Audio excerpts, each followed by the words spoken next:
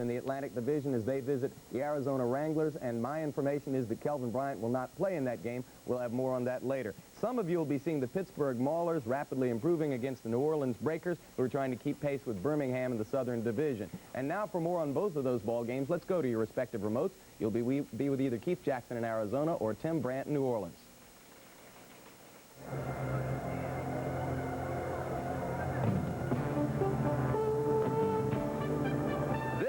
Week number 7 in the United States Football League.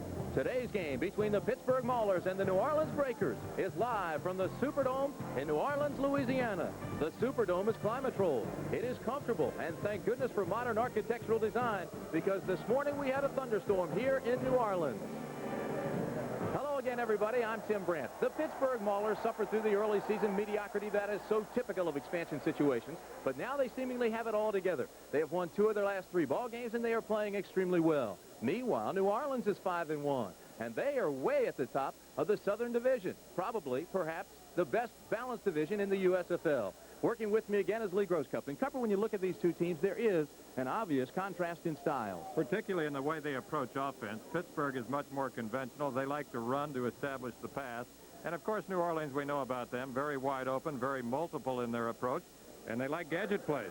They do like gadget plays. Now, let's talk about the players. And we'll start with the battery, the Pittsburgh battery, which is Glenn Carano and Jackie Flowers. Glenn Carano, of course, is a former backup quarterback with the Dallas Cowboys. Off to a slow start this season. He really has improved rapidly in recent weeks. And last week against the Oakland Invaders, he had his best game as a professional. He completed 10 of 15 passes, 3 touchdowns, and he scored once himself, best throwing the intermediate range passes, but can also be effective as a deep threat. Now, Jackie Flowers, what a difference he has made in recent weeks. 10 receptions in the last 2 weeks. He is averaging better than 20.2 yards per catch, and he scored 3 touchdowns last week against Oakland in that game. He's a big, strong player out of Florida State, and I really like the way Jackie Flowers plays. Now, here in New Orleans, they have what they call the Frankie and Johnny show. Johnny Walton and Frank Lockett. Well, I think Johnny Walton, Tim, is probably one of the great stories in the young history of the United States Football League. Marginal player in the NFL, leading passer in the World Football League in 1975. Back to the NFL, head coach at Elizabeth City College, where he coached there for 3 years, and then returned to the United States Football League in 1983 and became one of the top quarterbacks there. He literally is a coach on the field. Very quick release, sacked only 6 times last year. We had a chance to go out to his practice earlier this week. We talked with Johnny, and we asked him what it is that has brought the offense together. Well, I think it's just the cohesiveness of myself, along with the offensive team spirit. You know, we have been together for a year now, and, you know, we somewhat know each other a little better than we did last year. So now all you can do from that point is just build more and more confidence upon each person. And I think right now we're doing some pretty good, successful things because of our confidence factor. Frank Lockett has really been an outstanding receiver for them. Big play man, averaging better than 23 yards per catch. He's kind of the Muhammad Ali of the United States Football League, Tim, because he really exudes confidence. You talk about his confidence. He says there isn't a human being that can cover him one-on-one. The offense is together, and he knows it. It's me with my great speed, I guess, running past corners, and it's Johnny with his great arm throwing the ball deep, you know, in the opening that I can catch the ball and score with it. Well, you know, Frank is not making the small mental mistakes like he was doing somewhat last year. But to keep from making those mistakes, you would have to get experience. And I think last year, because of Nolan France, he did not get an opportunity to play a lot of football. But this year, he's playing, and he's doing the things better and better each week. So we've talked about the passing game. Now, what about the running backs? We've got 3 good ones. We start with Mike Rozier. Heisman Trophy winner last season, constitutes better than 1/3 of their offense. Buford Jordan, Marcus Dupree, of course, for New Orleans. This might be one of the best rookie tandems ever. Okay, New Orleans and Pittsburgh coming up. First, we'll go back to New York. Jim Lampley will have a USFL report after these messages.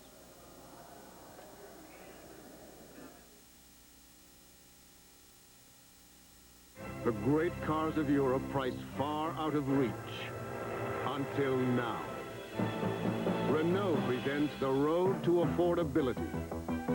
Renault Alliance, acclaimed for its smooth, comfortable ride, with sedan comfort for 5 and their luggage, fuel efficient, fuel injected, European technology that's affordable. $59.59. Renault Alliance, built in America. The one to watch, the one to watch, the one to watch. Renault.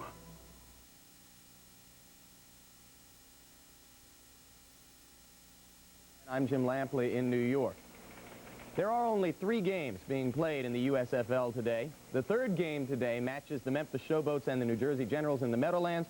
Herschel Walker is still bothered by the shoulder bruise he suffered a week ago, and he will not play according to Generals officials at that game. Monday night, 2 games in the USFL. Los Angeles will be at Pacific Division leading Denver, and today at halftime we'll have a report on the unorthodox coaching methods of the head man at Denver, Craig Morton. And also tomorrow night, the Washington Federals will be in Houston to play the Gamblers. There were 4 games played in the league yesterday, and of course the biggest news is that after 12 consecutive wins against USFL opposition, the Michigan Panthers were beaten by the strong and improving Oklahoma Outlaws. Let's take a look at what happened in this ball game, which was played in a driving rainstorm in Tulsa. Difficult day for both quarterbacks. The big plays were made by the Oklahoma defense. This block punt by Will Coakley tied the game at 7 in the second quarter after Oklahoma had taken a 7-0 lead. Michigan in white got that run back from Coakley for a touchdown, and after a Sidney Thornton 1-yard run put the Outlaws up 14-7, Bobby Hebert found Mike Cobb with that 8-yard pass to tie the game at 14 at the half. But here's the pivotal play of the game. Michigan, after turning the ball over on 8 of 10 second-half possessions, saw Bobby Futrell fumble this punt, and after Oklahoma recovered the football, Efren Herrera came on to kick a 32-yard field goal on the last play of the game to give the Outlaws a 20-17 victory, which was the first loss of the year for Michigan. Bobby Hebert in that ball game only 13 of 34 for 121 yards and 4 interceptions, and obviously Michigan greatly missed its outstanding wide receiver Anthony Carter, who's out with a broken arm. San Antonio's Gunslingers went to Chicago to play the Blitz yesterday, and after a victory over Washington a week ago, the Blitz were able to make it 2 in a row. They barely got by San Antonio. Opening possession of the ball game, Vince Evans threw this touchdown pass to Larry Canada from 6 yards out. That made it 7-0 Chicago, and it stayed that way until Rick Neuheisel's 12-yard pass to Glenn Starks tied the game at 10 with 29 seconds left in the fourth quarter after Chicago had led all the way. But the Blitz rebounded and came back in overtime. Vince Evans' 8-yard pass to the technical wizard Chris Haynes with 5:35 gone in overtime gave the Blitz a 16-10 victory. Attendance problems remain in Chicago, only 9,412 viewers at Soldiers Field. Oakland was at Tampa Bay, and it was a different story there, where the Bandits drew 58,777 fans for a Bandits record, and they saw a good ball game for Tampa Bay, which needed a win after its first 3-game losing streak of its short history. First quarter, Gary Anderson scored on this 1-yard run, 6-0 favor of the Bandits, and after the missed extra point, it remained 6-0. Fred Bassana had another tough game. He was sacked 6 times in the ball game, and the Tampa Bay defense also limited Oakland to 42 yards rushing. John Reeves was the starter again in place of Wayne Peace. That Reeves to Trevelyan long pass in the second quarter set up Anderson's second TD. 2-point conversion made it 14-0 Tampa Bay at halftime. Third quarter, more of Reeves to Trevelyan. That made it 21-0, and Tampa Bay went on to a 24-0 victory. There was another big crowd of well over 40,000 in Jacksonville across the state to watch the Birmingham Stallions, one of the strongest teams in the league, take on the hard-luck Jacksonville Bulls. And this was another close ball game. It was tied up at 10-10 in the third quarter when Jacksonville went on top, got a 17-10 lead on this Mapus to Marvin Lewis 4-yard touchdown pass. But the Stallions came back. Cliff Stout finding Jim Smith from 38 yards out to tie the game at 17 with 6 minutes left in the fourth quarter. Then the big play of the game, an interception by Herb Spencer against Robbie Mahfouz, and the Bulls are rapidly gaining identity as one of the hardest luck franchises in the league. Spencer's interception set up a 5-play, 42-yard drive that was capped by Joe Cribbs' 11-yard run. The Stallions ultimately winning it 24-17. Cribbs in the ball game, 25 carries, 134 yards, and of course the winning touchdown to bring Birmingham to 6-1 on the season. New Orleans can tie them atop the Southern Division with a victory today. Let's quickly take a look at what the standings show. Atlantic Division, New Jersey and Philadelphia tied at 5-1. Both teams play today. Southern Division, Birmingham 6-1. New Orleans can tie them with a victory today over Pittsburgh.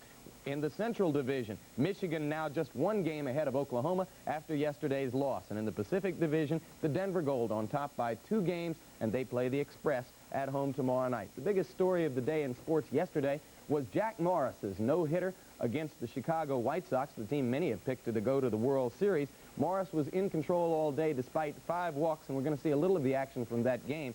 In the second inning, Chet Lemon hit a 2-run home run to provide, of course, all the offense that Morris would need on his way to the 4-0 Detroit Tiger victory. A key defensive replacement late in the game, Dave Bergman entered at first base and made some big plays, including this stop in the 8th inning to help preserve the Morris gem. And on the last out of the game, Morris got a check swing strikeout of Ron Kittle. It was the second no-hitter against the White Sox in their last 7 regular season games. Despite the 6 walks, not 5 walks, 6 walks by Morris, he got the no-hitter. You'll recall that Mike Warren of the Oakland A's shut out the White Sox on September 29 of last season, so it's the second time in their last 7 regular season games that the White Sox have failed to get a hit. Immediately following this message, you'll be going back to Tempe, Arizona with Keith Jackson or New Orleans with Tim Brandt. This camping trip was a good idea. Yeah, it sure is relaxing. Peaceful. Groovy. Groovy. Kind of dark, though. Man, I'm getting thirsty. Yeah, let's have another light beer from Miller. Light glass filling! Hey, Ray! Let's filling! Hey, Ray! Let's filling! What was that? The creature. What creature? Well, legend has it that a horrible thing stalks these woods. Oh, Mickey! And it comes out when the moon is full. What does this creature look like? It walks on 2 legs, but it isn't human.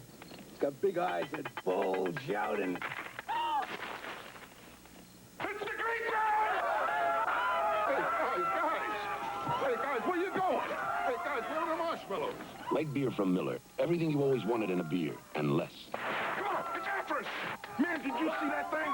Chocolate blue. ABC Sports presents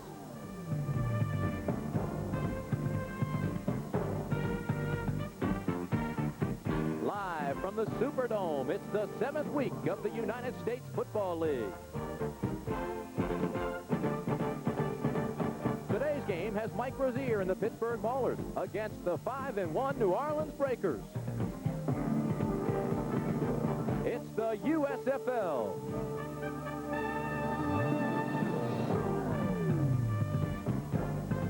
The United States Football League is an exclusive presentation of ABC Sports. Today's game is sponsored by Renault, makers of the Renault Alliance Encore and the new Fuego Turbo.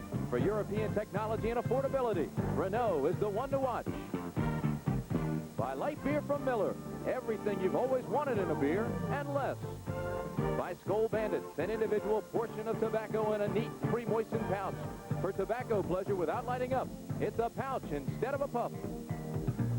And by AT&T, we're what you call long distance.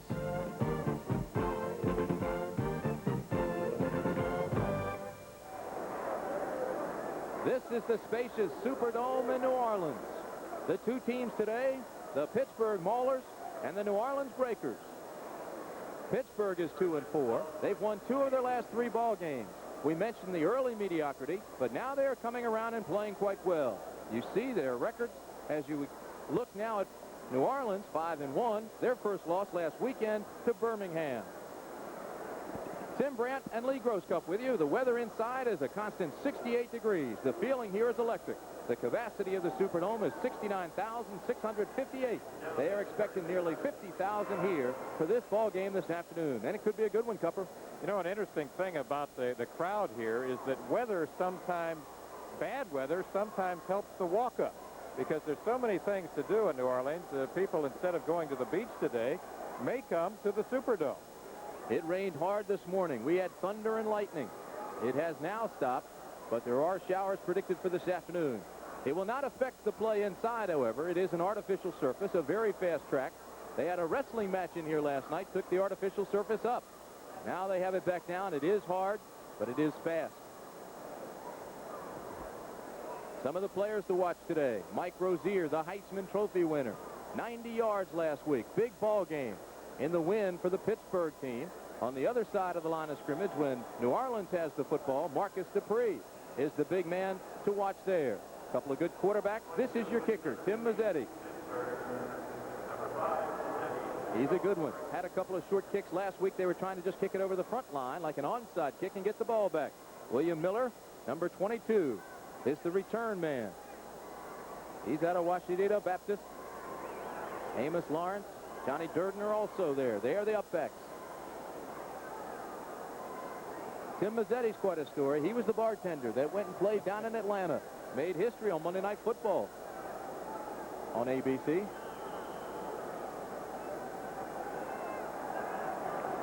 Mazzetti gets off a long kick this time. Amos Lawrence lets it go. William Miller lets it go, and it rolls out of the end zone. So it's a touchback. This is the offensive team for the Pittsburgh Maulers. Glenn Carano, the longtime Dallas Cowboy quarterback. His running backs, Mike Rozier, Walter Holman. His wide receivers, Jackie Flowers, 3 touchdown receptions last week, and Greg Anderson. The offensive line, tight end Mike Shaw, Don Maggs, 6'5", 265, Don Corbin, 254, Chuck Correal, 260, Joe Lukin, 255, and Dan Dubiago is 270 pounds, a full-grown man. 1st and 10 from the 20. Toronto, first down, quick out, complete to Anderson, 33-yard line. So we talked to Joe Penry, the head coach of the Pittsburgh organization, just prior to the game, and he said they were going to throw a lot on first down in this game. New Orleans defensive line, Mike Robinson, Jeff Gaylord, Darrell Wilkerson. 3-4 is what they run. We expect to see a 4-man front as well. Needham, Merrick, Williams, and Phillips are your linebackers. The defensive backs, the makeshift, since they have so many injuries. Jones, Miller, Johnson, and Smith. Eric Johnson, Tim Smith are replacements in this ball game. Joe Restick is out with an injury. Toronto, same play, right side to Flowers. And it's close to another first down. Jackie Flowers, 3 touchdown passes he caught last week from Toronto. Tim, you made a good point moments ago. They're going to go right to work on this inexperienced secondary. Number 23, Lindell Jones, covering Jackie Flowers on the sideline cut. Glenn Carano will be throwing the ball a lot on first down.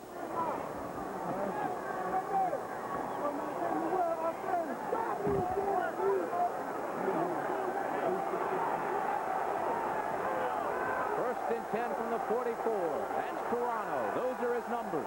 Working against the defense, drops the football. Maybe lost a yard. Carano had his best day as a pro last week. He was 10 of 15, 185 yards, and those 3 touchdowns we told you about. He also ran for 1.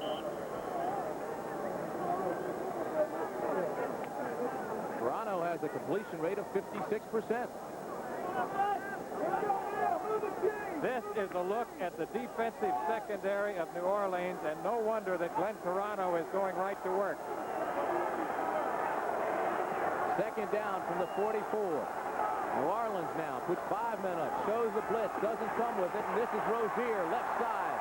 Mike Rozier goes down and looks into the crowd. The stop was made by Jeff Gaylord. Harbison, Wilson, and Joe Restick all out of the defensive secondary today. 3 of their best athletes.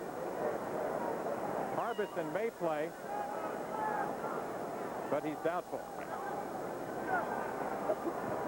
So we have Miller, Smith, and Johnson back there. 3rd and 9 from the 45. Flex formation, 3 receivers, 2 split backs. This time the breakers show blitz again. Carano under pressure, backside, has time, now throws. Jackie Flowers, first down, Pittsburgh. Lindell Jones made the stop on Jackie Flowers. This is what Glenn Carano does best. I said it at the top of the show. Jackie Flowers, number 84, the wide receiver on the right, running a hook route, and look how he comes back to the football. They're going right to work on number 23, Lindell Jones. In isolation now. Look at this man, because I think he's a good one, Tim. He's out of Florida State playing for Bobby Bowden there. Look how he comes back toward the football. He will catch in traffic. He led Arizona last season with 63 catches. Carano this time loads and goes deep, intended for Flowers. Incomplete, thrown out of bounds. Jackie Flowers, 10 receptions in 2 games with 4 touchdowns for 202 yards. He is an impressive receiver. Jackie Flowers and Lindell Jones were teammates last year at Arizona. when the team became the Chicago Blitz, of course, Jackie Flowers kind of got lost in the shuffle, but frankly, Tim, I'm surprised that the Blitz waived him, because I've always liked this guy. I covered him at Florida State when he was a key receiver for Jimmy Jordan and Wally Woodham, one of the most famous quarterback tandems in NCAA history. This is 2nd and 10. Flowers acquired in a trade with Chicago March 20th. Mike Rozier looks for help on the right side. Blocking breaks down. Picks up a couple. Jeff Gaylord. Good pressure there. He's a mainstay on the defensive line is Jeff Gaylord. 1981 All-American in Mississippi. That man right there, as we talked about earlier, Tim, constitutes 1/3 of their offense in terms of his all-purpose numbers. He has 19 receptions. If he catches one more pass, he will equal his 3-year output during his days at the University of Nebraska. Most prolific rusher in Big 8 history, surpassing the old mark held by Terry Miller. Big down here in an effort to sustain the drive. 2 receivers down at the bottom, Flowers and Anderson. Now the line moves up. So do the backs in the backfield. Toronto under pressure, holds on to the football, but he's sacked. Mike Robinson out of Arizona comes through to sack him. 6'4", 278-pounder. He was obtained with Junior Ayu from the Wranglers in exchange for the rights to Robert Smith.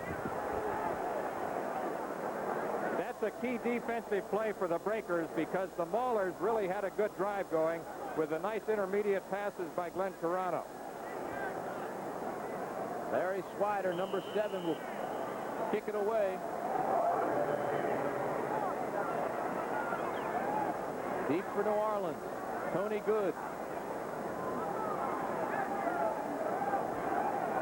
4th and 16. They had a pretty good drive going until the sack. Long count. Good punt by Swider. Good. Fields it on the 13-yard line. Breaks a tackle. Looks for help. Picks up a block. Now is pulled down from behind, so he may have lost 2 yards on the traverse. Ron Freeman tracked him down and made the tackle. So, with 11:14 remaining in the first quarter, New Orleans gets it 1st and 10. Bigger engines were easy on oil. But today's smaller, higher revving engines are tougher. They begin to break down on oil's viscosity within 1,500 miles.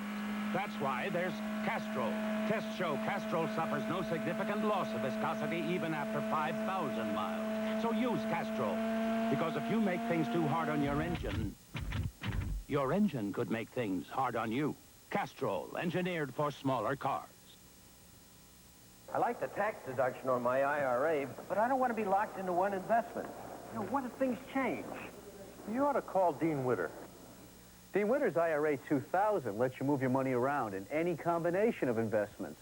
Stocks, mutual funds, unit trusts, CDs, whatever helps you earn more. Dean Witter. Hi, I'd like to ask about your IRA 2000. I'm glad you asked. Get a free booklet about our many IRA plans. Call 800-THE-DEAN. Dean Witter, worth asking about. Get the whole story with Howard Cosell on the only regularly scheduled sports journalism series on network television. A candid look at the issues and figures behind the headlines. The Emmy Award-winning ABC Sports Beat. Good. New Orleans defense comes up with a pretty good stop after what looked like a sustained drive by Pittsburgh. Shut him down. This is Johnny Walton, the quarterback now for the Breakers. Buford Jordan, Mark Shalene. Other backs, Charlie Smith in motion. This is Jordan. Left side, picks up 3. Let me set that offensive lineup for you. I mentioned Johnny Walton's the quarterback, Buford Jordan and Mark Shalene are your running backs. Shalene out of Nebraska, Frank Lockett, Charlie Smith, we've talked about them. Dan Ross is your tight end from the Cincinnati Bengals. Ballard, Raymond, McLaughlin, Horton, and Hurley. Mark Shalene comes out. Marcus Dupree and Buford Jordan are now your backs. 2nd and 5 from the 14-yard line. Number 22 is Marcus Dupree. 24 is Buford Jordan. The give is Dupree. Dupree has a first down. He's out to the 25-yard line. Ernest Adams and Jerry Holmes take him down, but it is a first down for New Orleans. Big story right here, Tim. We were concerned about Marcus Dupree. He's been slowed down by a hamstring injury. Good blocks there on the left side of the line. And look how he comes on there. He has trimmed down. He's lost 10 pounds now. He's down from 248 to 238. And I'll tell you what, for a guy his size, he runs 4.3 in the 40-yard dash. He has unlimited potential. Dupree comes out. Mark Shaleen comes back in with Buford Jordan. Now in the I formation. Smith in motion. First and 10 from the 25. Play action.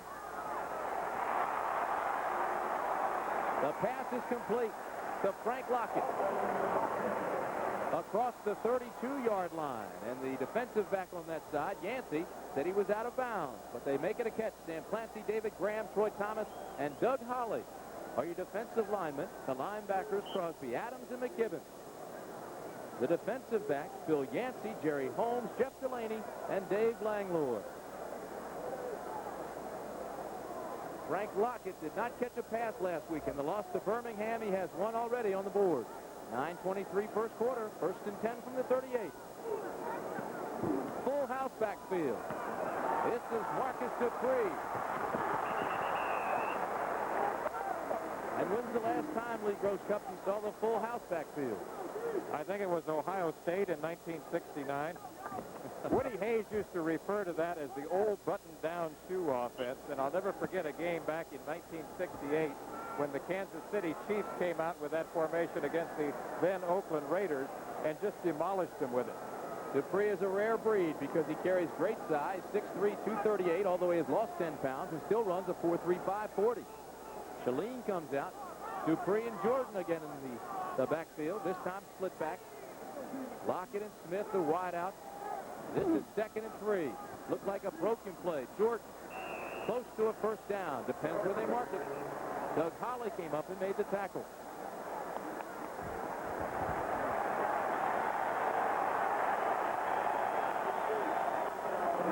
Lockett and Jerry Holmes going after it. Tempers will flare in this one. Pittsburgh, a physical ball club, an aggressive defense. They fly to the football.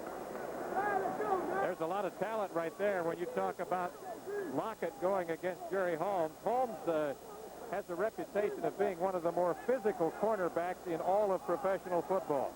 Now we see Tony Good in the backfield for the first time. Dupree comes out, the two setbacks, Buford Jordan and Tony Good. Again, Smith in motion. Walton the throw on 1st and 10 across the middle. It's complete. This is Jordan down to the 30, the 29-yard line.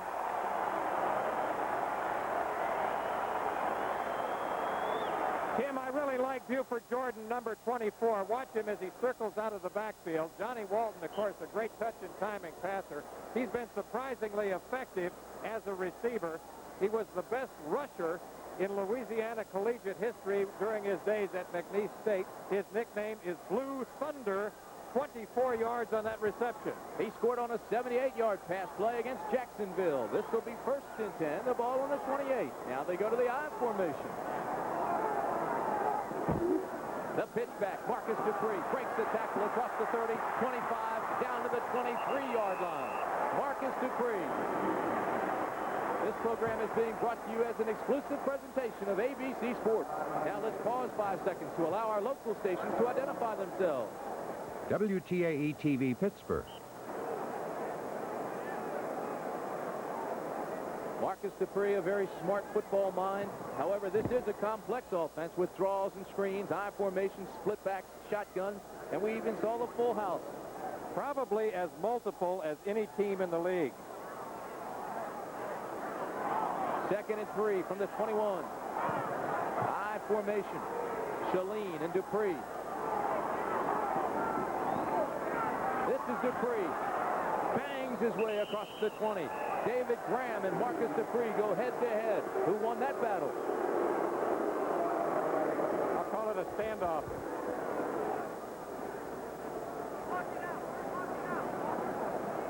There's Dick Corey, last year's Coach of the Year. He is an emotional, genuine, warm coach. who cares about his players. You know, and he's been around coaching for an awful long time. Not only did he work as Dick Vermeil's assistant at Philadelphia with the Eagles, but he worked with John Ralston, was a head coach in the World Football League. He was a high school legend in California, where he coached modern-day high school to a phenomenal 96-9-3 record in the late 1950s. 3rd and 2 from the 20. The fake. The pass. It's caught! Buford Jordan with a spectacular catch.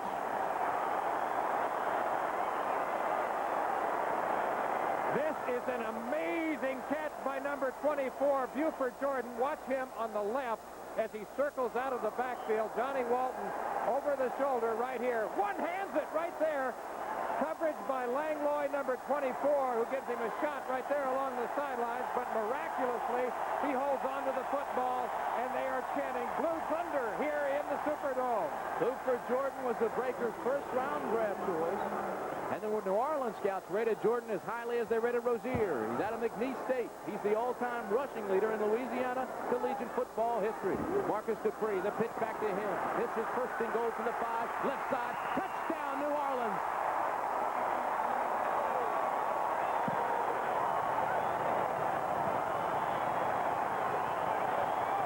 Dupree, a great block by Mark Shalene.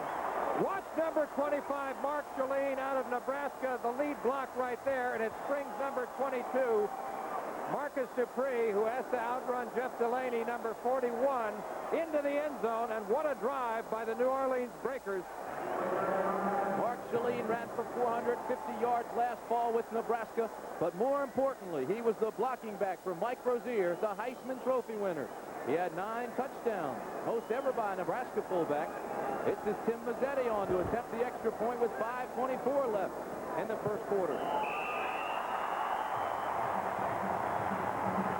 So after stopping Pittsburgh, New Orleans comes roaring back, and they score to make it a 7-0 ball game with 5:24 first quarter.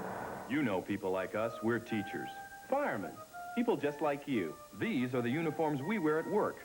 But these are the uniforms we wear when we serve part-time in the reserves and the National Guard. You see, in the reserves and the Guard, you not only serve your country, You're part of a first-rate team. training alongside real buddies, Yet while you serve, you can live at home. and keep your full-time job. Because in the reserves and the Guard, you don't have to give up one life to live another. The reserves and the National Guard. Talk to your local recruiter. IBM introduces PC Junior, a bright little addition to the family. Junior comes with bright computer ideas, like a keyboard that doesn't need a cord. You can get easy-to-use software like word processing, games and graphics your kids won't believe, plus a starting price you won't believe. And with easy-to-add options, Junior can grow up real fast. PC Junior, new from IBM. New Orleans 7, Pittsburgh nothing. Marcus Dupree scored the touchdown, but the big play was made by Buford Jordan, making a spectacular catch down deep in Pittsburgh territory. And as you look at the drive, they went 91 yards in 10 plays, taking up 5 minutes and 50 seconds. That is so important because they are a big play team, and they also used up some time on the clock, and they were very multiple in their approach during the entire drive. They even showed us the full house backfield at one point. The old button-down shoe offense. You saw Tim Mazzetti, number 5, ready to kick off. The deep man is William Miller, 22. He's surrounded by Johnny Durden and Amos Lawrence. This will be famous Amos Lawrence out of North Carolina across the 20 to the 24. Flags fly and tempers flare. Famous Amos Lawrence, of course, only one of 2 players in NCAA history to rush for 1,000 yards in 4 consecutive seasons. The other, of course, being the legendary Tony Dorsett during his days as a Heisman Trophy winner at Pittsburgh. Just as impressive as that is the fact that he rushed for 100-plus yards in 24 games at UNC, and the Tar Heels were 21-2-1 in those games. Also assisted during the Super Bowl season of 1981 for the San Francisco 49ers, was second in the NFL in kickoff returns that year, returning one of those 92 yards for a touchdown.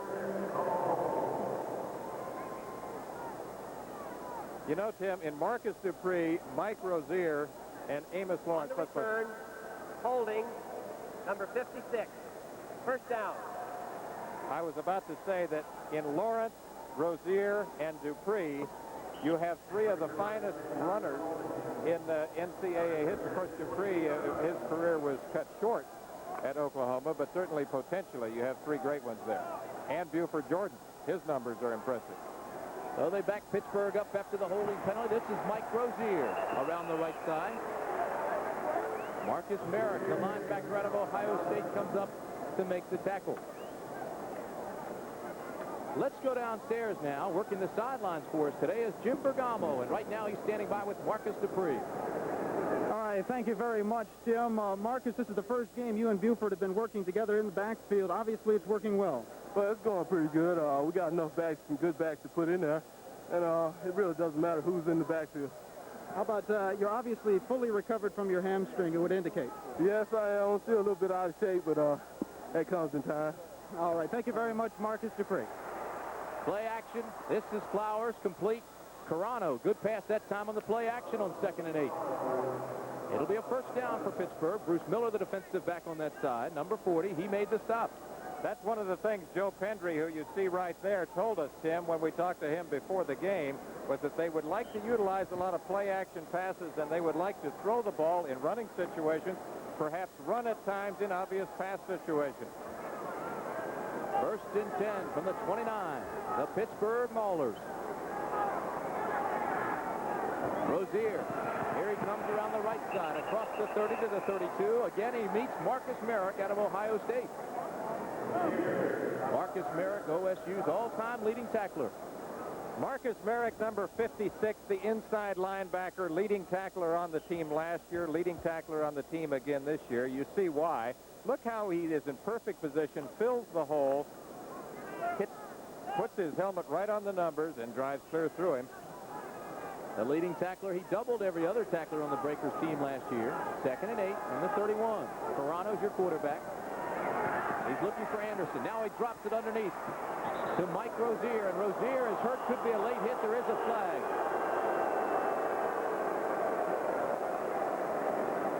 Tim Smith, number 44, was the man who came up, and Rozier is hurt.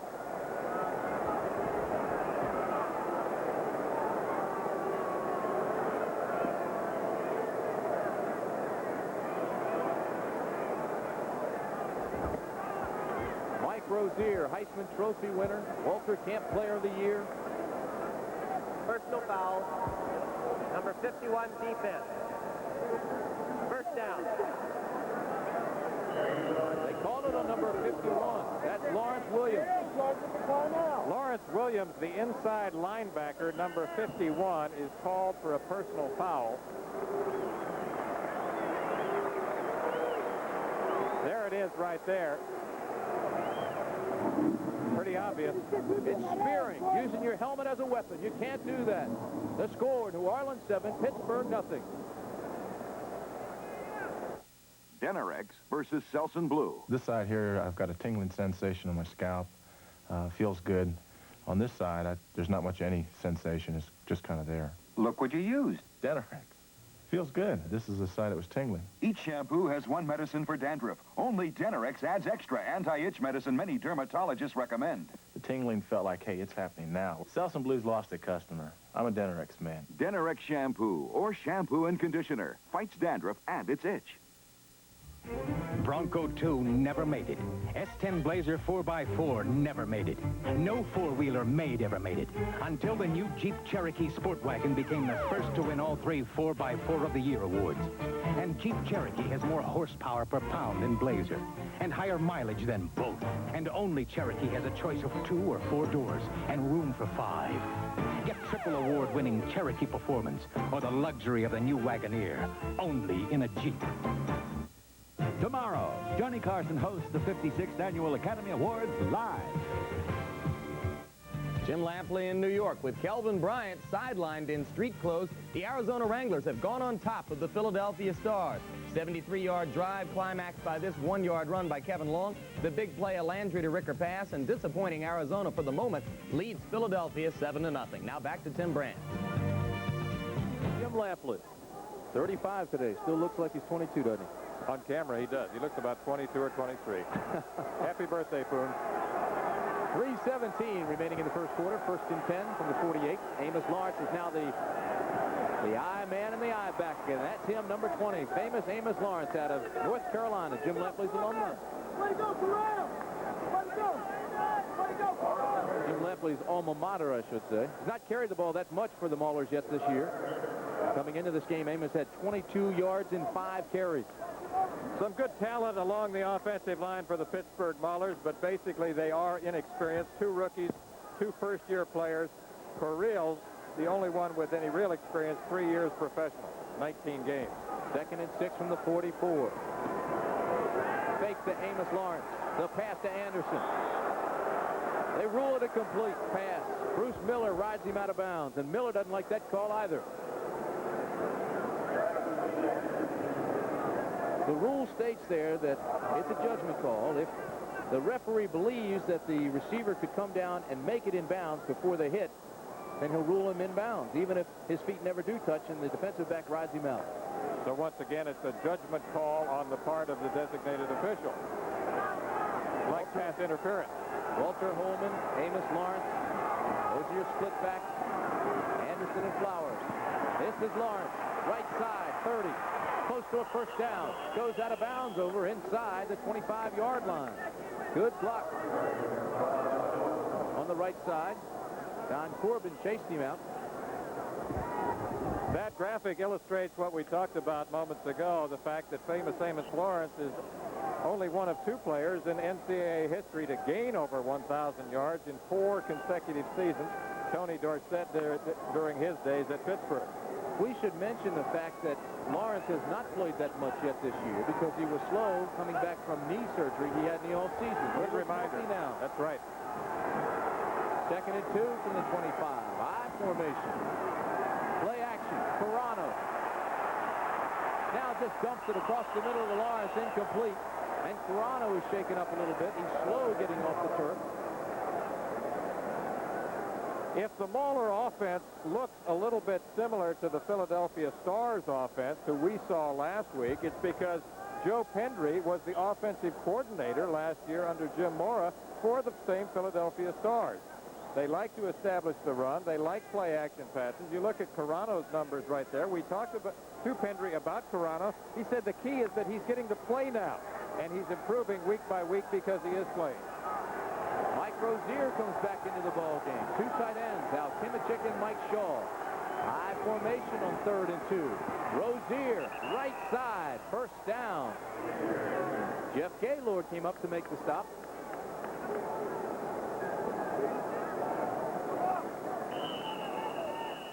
Well, let's see where they mark it. Maybe it's not quite a first down. Yes, sir, it is. First down, Pittsburgh. So in a way, Glenn Carano is somewhat like Chuck Fusina at Philadelphia. Chuck Fusina, you remember, improved steadily throughout the 1983 season. I think he's even sharper now in 1984 because of the fact that he has had a full season of professional football under his belt. You make an outstanding point. You have to play to build the confidence, and with the confidence comes your sharpness. Absolutely.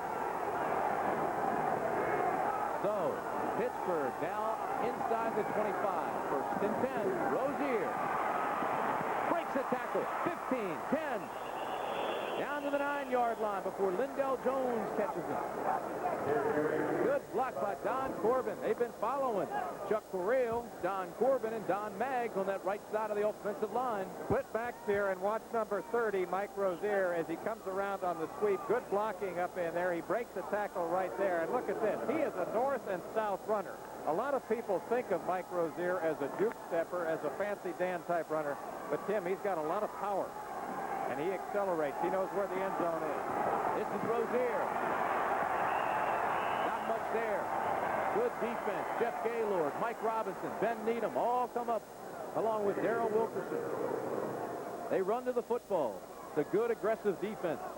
6 carries, 24 yards right now for Mike Rozier. We said at the top of the show that this man constitutes 1/3 of their total offense in terms of his all-purpose numbers. He leads the team in rushing, and he was tied for first in receiving coming into today's game with 19 catches. Had his best game last week, 90 yards, 2,148 yards last season with Nebraska. Carano, fade pattern. Anderson overthrown. That's number 80, Greg Anderson. But it was good coverage by number 40, Bruce Miller. Greg Anderson, the wide receiver on the left, going man-to-man with Bruce Miller, number 40, the cornerback. He is open momentarily by a step, but the ball is overthrown by Glenn Carano. The fade pattern that Tim Brandt just identified is the consummate touch and timing route because you have to throw the ball before the man is looking. Outstanding coverage by Bruce Miller on that side. He's replacing Woodrow Wilson, who injured his knee. 3rd and 9. Toronto with time now in trouble. Across the middle, touchdown to Greg Anderson.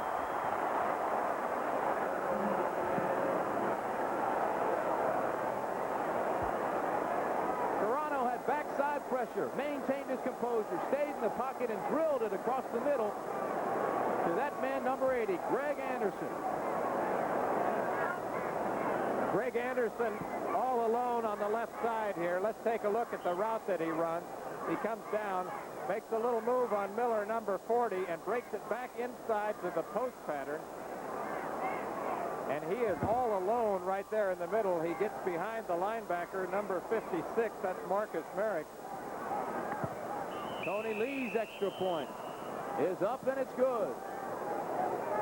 So, Pittsburgh comes roaring back with a touchdown of its own, and we've got a tie score with 21 seconds left in the first quarter. With the new AT&T card, it's more than just what you can do, it's where you can do it. When I'm at home, I use my AT&T card to charge calls to the office. At my client's office, I use it because it gives me an itemized record of all my calls. On the road, I use it because I never need coins. And when I'm in a hurry, I use it to make charge calls quickly. I can even use it to make calls with AT&T's new card caller phones. And from over 150 foreign countries. The AT&T card. It's the anywhere there's a telephone card. When you buy a new car, you want to keep it looking new. And that's easy with Armor All Protectant. A scientific formula that took a polymer chemist 10 years to develop. It helps keep rubber, vinyl, leather, and plastic looking new. So even though you can't keep your car from getting old, you can keep it from looking old. Armor All. It's science, but it works like magic. Bowling's high rollers enjoy life in the fast lane as they continue to hit the mark on the Professional Bowlers Tour Saturday on ABC. Both clubs are moving the football. Tie score 7-7. Tony Lee kicking off. The deep man is Tony Good. It'll be taken by one of the upbacks. Tries to find a funnel across the 20 to the 22-yard line. Goes Mark Chalene, or Garrett Chase, rather. Good job. Jim Bergamo right now is down on the sideline. Jimmy? All right, thank you very much, Tim. Glenn, tremendous poise under pressure. Did you know that the man was on you that closely? Yeah, I felt him coming. That's why I got rid of the football, and I guess Greg made a good catch. I didn't see the ball when it got caught. Was Greg the intended receiver? I had 3 receivers on. Greg came as the 3rd receiver, and I picked him up. Seems like you're going to the cornerbacks early. You want to exploit that weakness on the breaker. Well, you know, they got so many guys inside, we go outside a little bit. They got so many guys dropping inside, let's go outside. Thank you very much, Glenn Carano.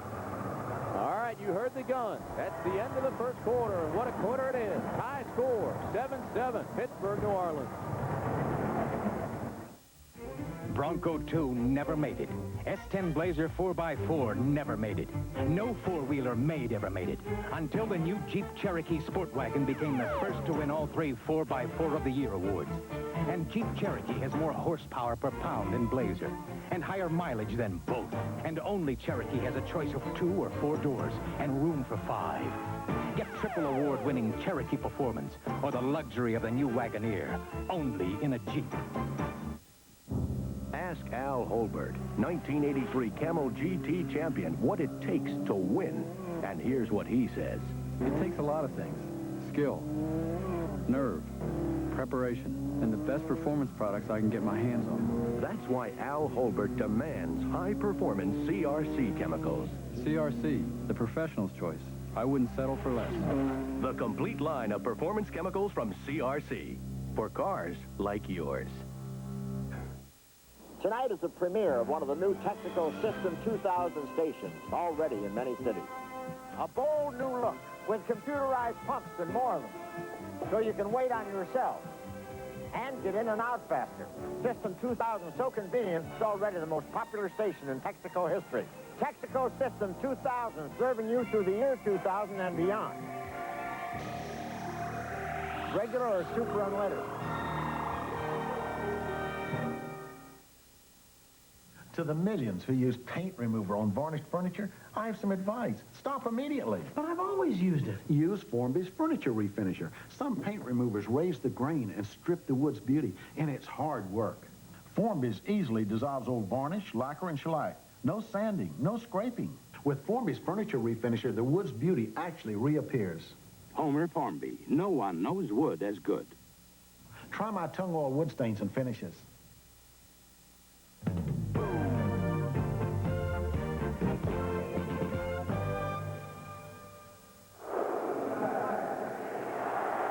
We mentioned that New Orleans had lost its first game last weekend to Birmingham. The same thing happened last night to Michigan. Michigan lost 20-17 to Oklahoma.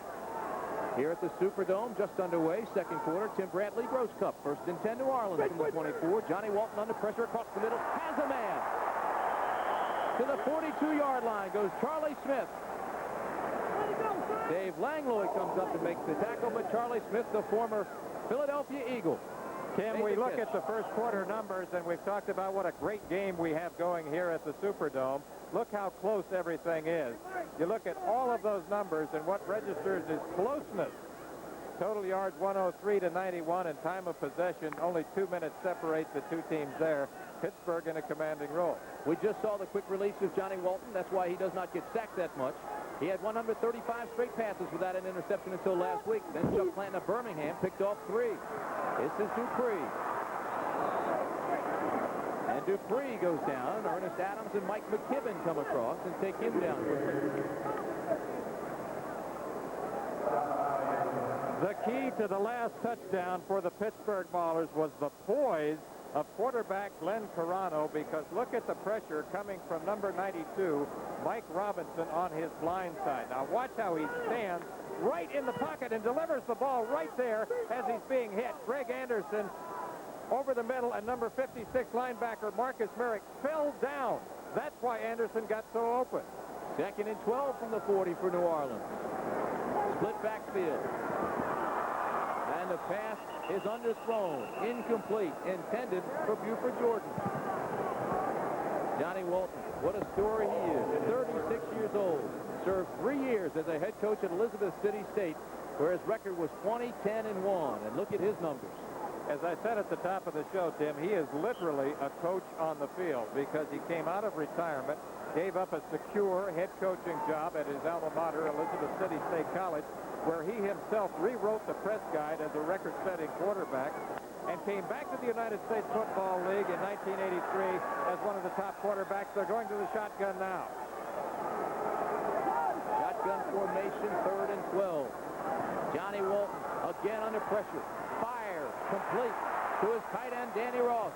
And Dan Ross is out to the 45-yard line, but it will not be enough for a first down.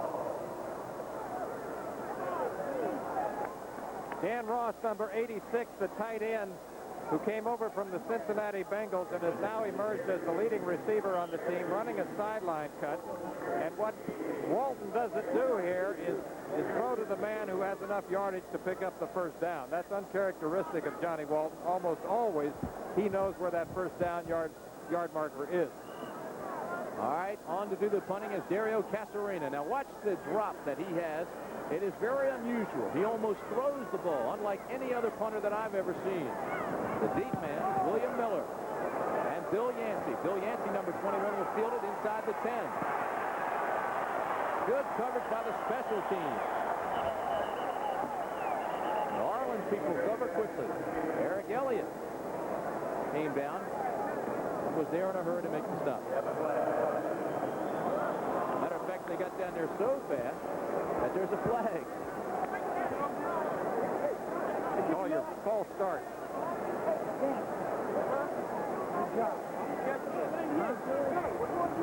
44-yard punt.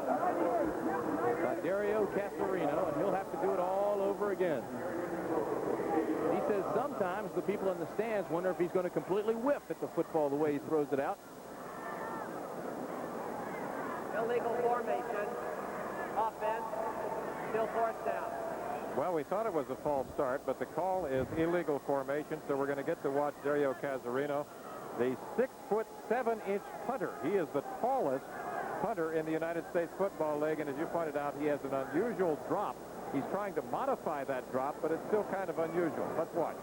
He also weighs 242 pounds, just throws it out there. Bill Yancey calls for a fair catch, then lets it go. And a bad decision on his part as it rolls inside the 10 to the 6, and it continues to go down near the 5 before it is finally touched. Well, Jeff Gaylord just stood there and waited for it to stop. 7-7's our score. 12 minutes left in the half. As a relief pitcher, everybody thought I had it easy. See Pat here? He'd pitch his heart out for 8 innings or so, and then Sparky come in, toss 3 or 4 pitches, and walk away with a win. But I had to train just like the rest of us. Yeah, well, I still like to keep in shape, and I drink light beer from Miller. See, light's Less filling, and light really tastes great. Will you just let me finish? Why? You never let me finish. Light beer from Miller. Everything you always wanted in a beer, and less. Let me finish that for you, Sparky. I am convinced that we can build a personal computer that Compact Computer was born in a coffee shop. 3 men with an idea for a personal computer that would simply work better. It should run thousands of programs. Be rugged, powerful as well as portable. I got it. Maybe even a hard disk. I've got an idea that just might let us do that. The next year, Compaq became the most successful new company in the history of American business because they were right. How about some coffee? It simply works better. Compaq. Knockout artist Mark Freeland and super heavyweight Tyrell Biggs defend their titles in the World Amateur Boxing Championship Challenge. Plus a dynamic pack-style speed skating competition on ABC's Wide World of Sports Saturday. Jim Lampley again in New York. After a touchdown pass from Sight to McConney, he had gotten the Generals on the board early. Memphis came back to tie it. Walter Lewis scrambled for what seemed like a full week before hitting Jairo Panaranda, one of the greatest football names of this or any other year, with the touchdown pass that has tied it at 7. Jairo Panaranda. You heard it right, Tim Brandt. 7-7 in New Jersey.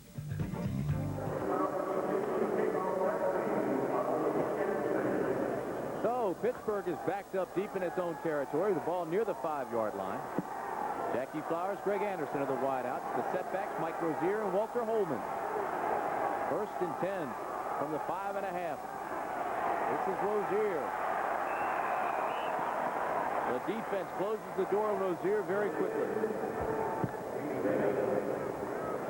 Rozier ranks 4th in the Eastern Conference in rushing behind Joe Cribbs, Kelvin Bryant, and Herschel Walker. That's one of Lee Grosskopf's relatives right there. Is that what you mean when you say crocodile arms? Absolutely. For the receivers? That means that they're not getting their arms out there extended enough. Is that right? That's a shaky-looking character. They have a lot of fun here in New Orleans. They have really adopted this club, the New Orleans Breakers, this club that came from Boston last year. Toronto drops Jackie Flowers. Good catch by Flowers. Flowers has now caught 14 passes for the Maulers, 4 for touchdowns. Jackie Flowers running the sideline cut, which has become his favorite route. Look at the discipline here as he makes his cut, and that ball could not have been thrown with any better timing. The ball was actually in the air as he was still coming out of his move. Jackie Flowers in 3 games, 14 catches, 10 have produced first downs, 4 touchdowns. 10:59 to play in the half. 1st and 10 from the 18. Toronto, long count, looks over the defense and gives it inside across the 25 to the 29-yard line to Amos Lawrence.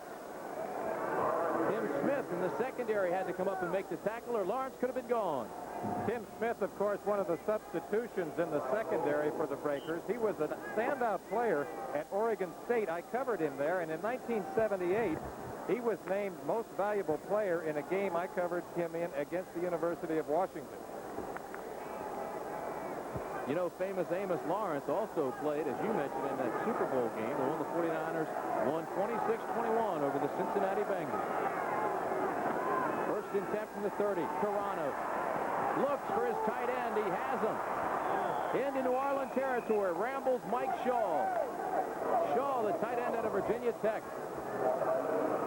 He's replacing the injured Mark Rowell. Glenn Carano continues with the hot hand that he has had in recent weeks. We mentioned he had his top game as a professional. Shaw getting behind the linebacker and in the seam of the zone coverage on a crossing route there. And that ball was thrown with perfect touch. As I mentioned earlier, Carano, I think, Tim, is most effective on the intermediate pass routes. First and 10 from the 44. Toronto now 9 of 12, 111 yards. That last pass for a 26-yard gain. He's going to throw again on first and 10. Drops it out to Walter Holman, who takes it down to the 29-yard line. And they say his knee touched around the 30. Walter Holman, 5'10", 208-pounder out of West Virginia State. Replacing Joel Coles, who injured a hamstring in practice. Coles was having a great year. He's the former running back from Penn State whose playing time in college was limited because he played behind Kurt Warner. But has worked his way into the Maulers backfield with some solid blocking for Rozier. Well, we have an injury. That's Ray Phillips. And while there's time out on the field, why don't we take one as well with the score, Pittsburgh 7, New Orleans 7. Come on in, take a seat. We're gonna tell you what the big boys eat. Name is Wheaties, pick a week. Now you know what the big boys eat. Hello, milk, come on in. Jump in, berry, have a swim. Wheaties, Wheaties, not too sweet. Now go tell your mama what the big boys eat. Part of your good breakfast. If you're a smoker, inside this little can is a legitimate alternative. This is Skoal Bandits, an individual portion of wintergreen flavored tobacco in a neat, pre-moistened pouch. What you do is put one between your lip and gum. What you get is great tobacco taste without lighting up, and you can enjoy it wherever you are. If you're a smoker, try Skoal Bandits. 20 pouches to a can. Take a pouch instead of a puff. Knockout artist Mark Freeland and super heavyweight Tyrell Biggs defend their titles in the World Amateur Boxing Championship Challenge. Plus a dynamic pack-style speed skating competition on ABC's Wide World of Sports, Saturday. Ray Phillips is apparently okay. Just took a pretty good lick to his head. He has come out of the ball game. Mike Brewington comes in and replaces him at linebacker. It is first and 10 from the 30 for Glenn Carano. 9 minutes remain in the first half. Mike Rozier is set back along with Walter Holman. Flowers and Anderson. We're wide out. Three-step drop. Quick pass. Greg Anderson. First down. He's close to it.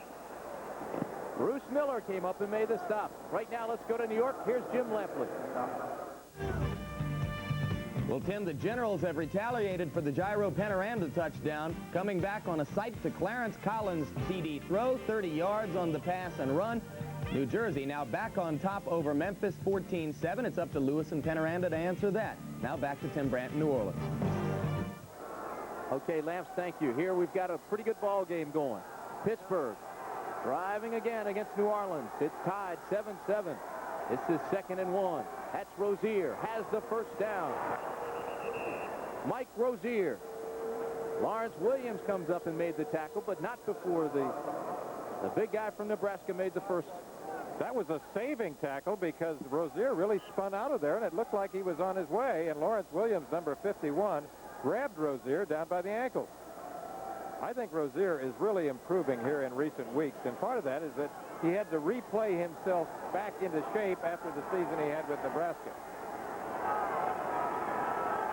First and 10 from the 16. You know, Rozier led Nebraska to a 12-0 regular season record last year. Keep in mind, certainly, not to take anything away from Miami's great performance in the Orange Bowl, but Rozier set out the entire fourth quarter of that 31-30 Orange Bowl loss after spraining his ankle. Important point.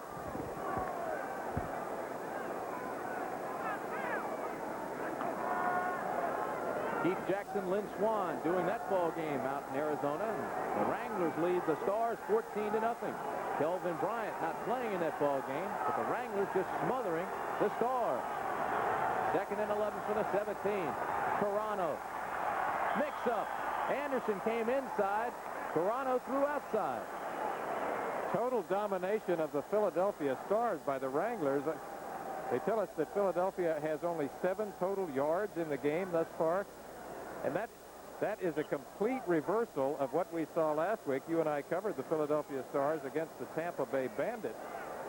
And it was the reversal last week because Philadelphia really was in control of that game from the very first, actually from the first quarter.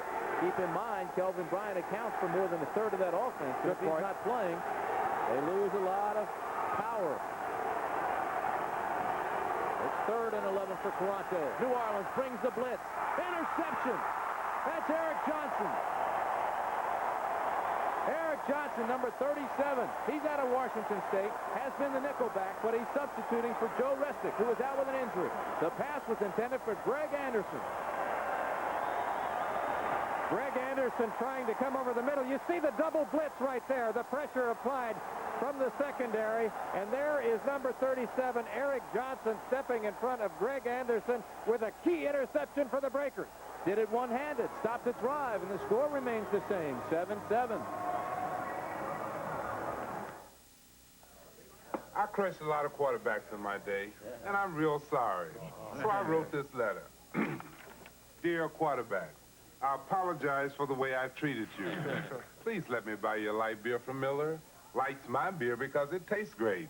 I'm sure it's yours, too, because you little guys can't afford to get filled up. Hope to see you soon. Sincerely, L.C. Greenwood. Light beer from Miller. Everything you always wanted in a beer, and less.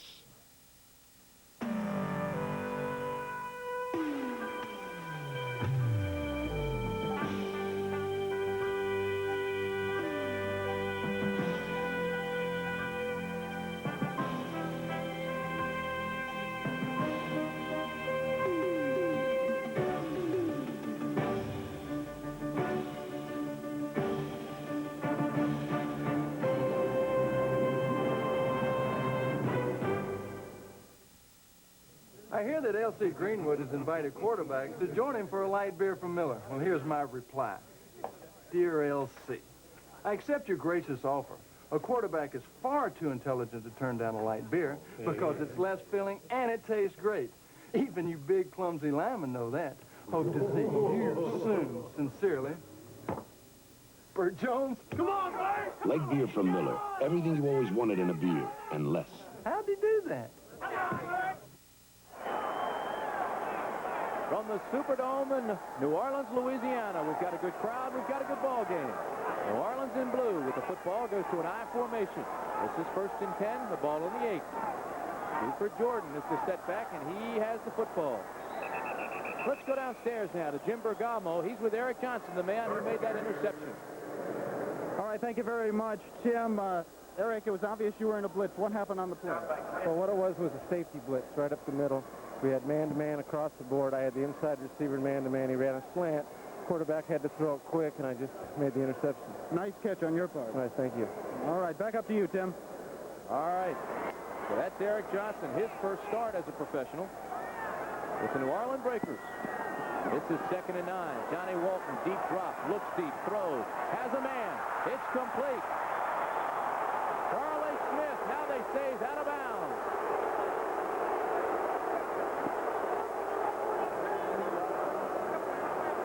Well, Charlie Smith doesn't like that play.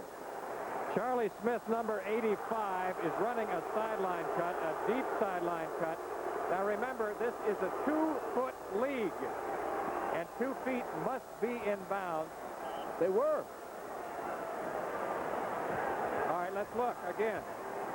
One. Drag.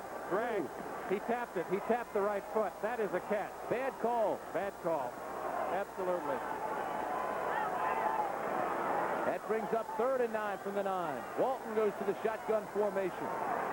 Sends everybody wide. Tight end in motion. Give inside. Too much time. Flag fly. That's Tony Good, number 31, who was the ball carrier, but that's after the whistle. Ball start on Dan Hurley.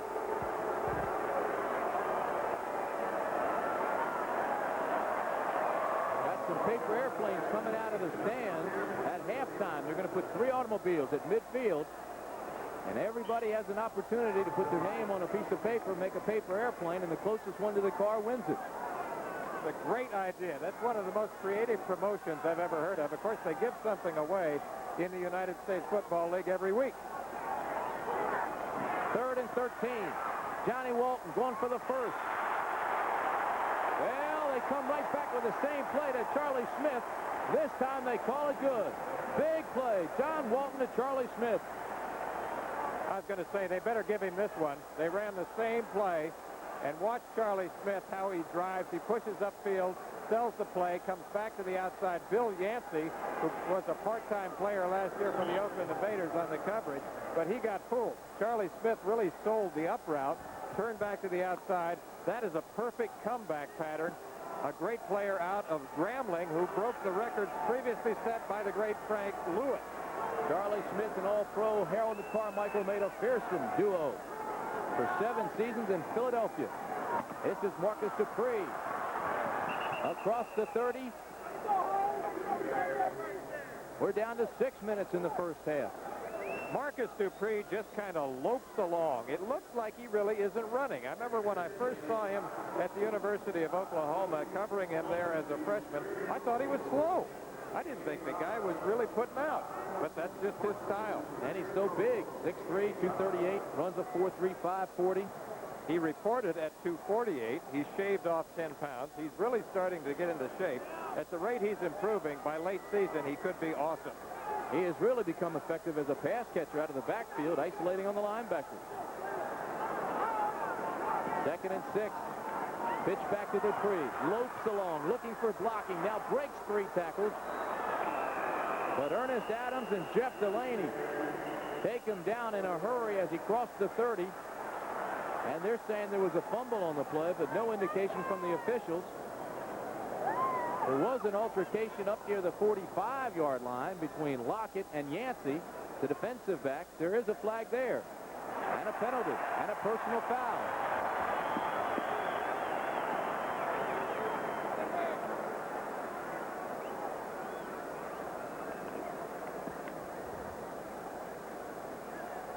Well.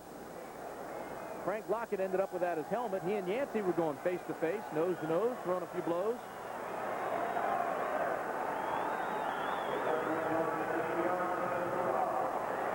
Personal foul, unnecessary roughness, number 21 defense. First down. Number 21 defense, Bill Yancey out of Fresno State.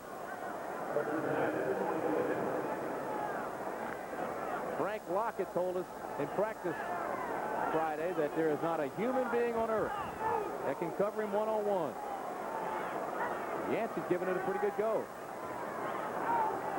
This is 1st and 10 from the 46. Johnny Walton now drops it off to a safety valve. Dangerous pass.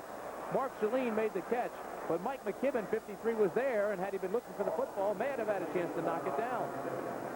Mark Shalene would have been better to purposely drop that one. You're right. Big loss on the play.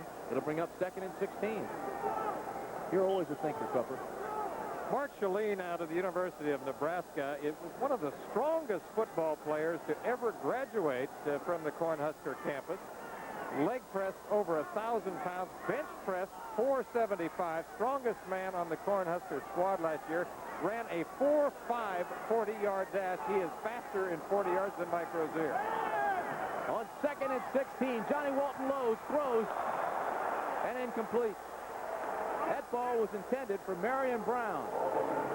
The coverage was by Bill Yancey, number 21, and when you watch this replay, Cupper, that ball hit something because it bounces sky high. Marion Brown, number 82, is running a fade pattern along the sideline, and he's trying to get into the deep outside seam of the zone coverage. The ball bounces off number 21, Billy Yancey's shoulder, and Dave Langlois, number 24, coming over, almost had a shot at it. Johnny Walton really drilled that one. There are his numbers. 7 of 10, 93 yards. Faced with a big 3rd down here. 3rd down in a taxi ride. 16 yards to go for the 1st. Walton drills it across the middle. Should be a flag, but there is none. Well, I'll tell you what. It was intended for Marion Brown. Jeff Delaney, 41, I thought there got too early. But there was no flag, and as long as there's no flag, it's a good play. Marion Brown, the wide receiver on the right, is running a down and in pattern. Jeff Delaney, number 41, on the coverage here. And watch that contact. That's premature. Why there's no flag, I don't know, Tim. Dario Casarino is in to punt it away. Bill Yancey's the lone back now for Pittsburgh. High spiraling punt. Yancey calls fair catch.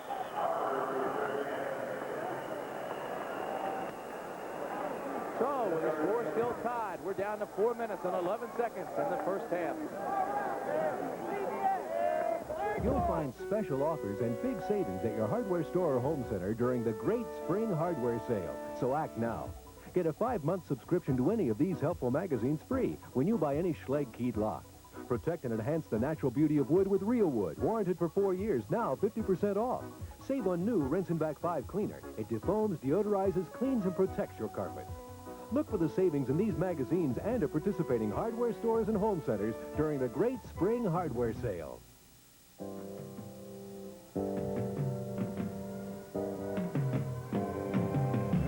The return of American business. It's coming back smarter, more competitive. AT&T can help your business with smarter techniques to manage information. Your region looks promising. Distribution. We can ship it to you without a layover. All by tailoring the AT&T long-distance network to work for you in ways you never thought of. AT&T Communications. The billion-dollar business of state-run lotteries. Monday on ABC's World News Tonight. This ball game's had a little bit of everything. Hard hits, 2 touchdowns, big plays. Fine football teams. I'll tell you what, Pittsburgh looks pretty good for an expansion club. Some controversial calls, too. 3:55 remaining in the first half. 7-7, first and 10 Pittsburgh. That's Glenn Toronto. Play action. Under pressure. Throws deep.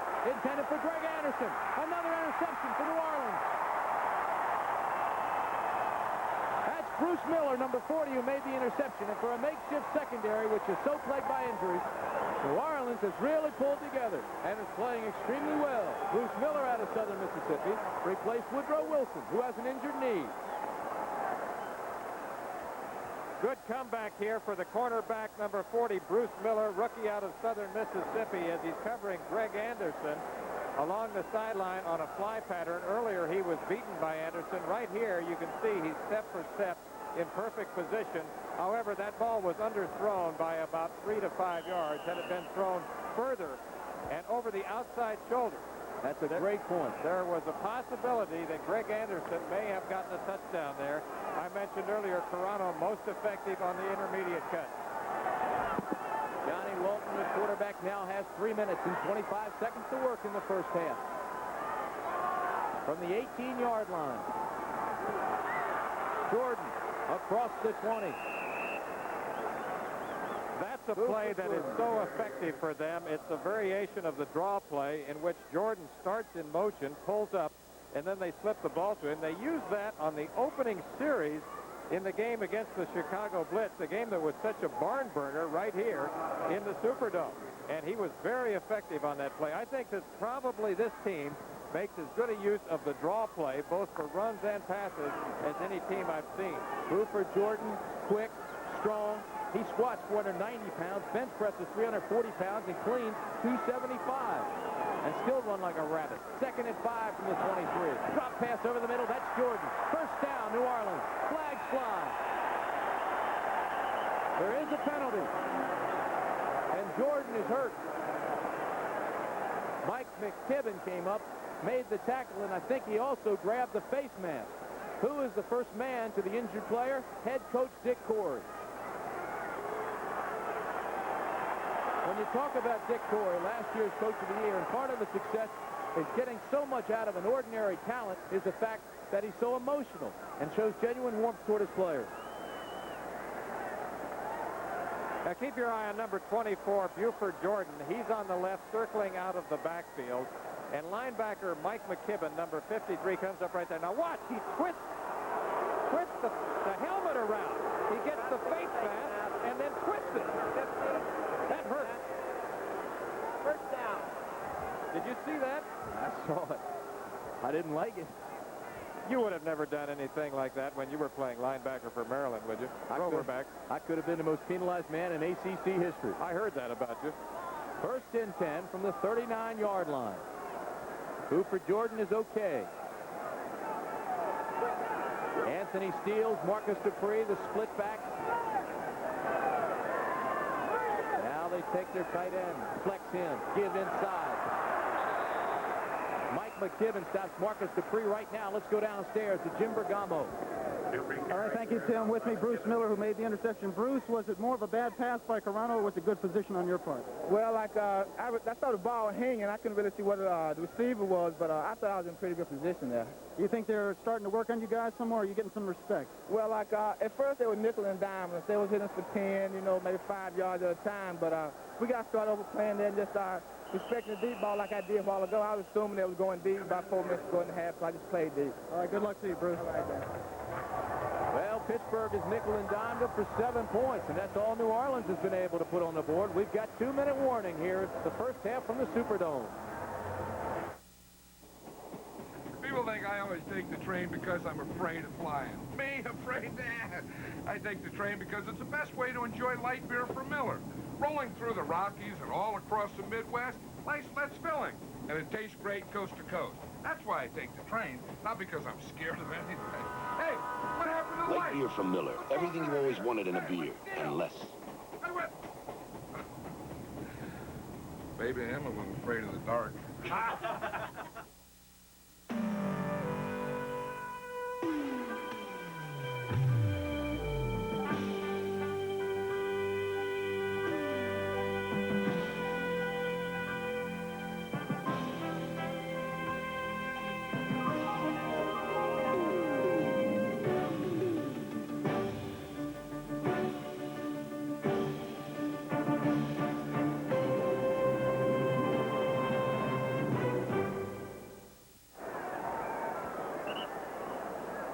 With a precise methanol blend.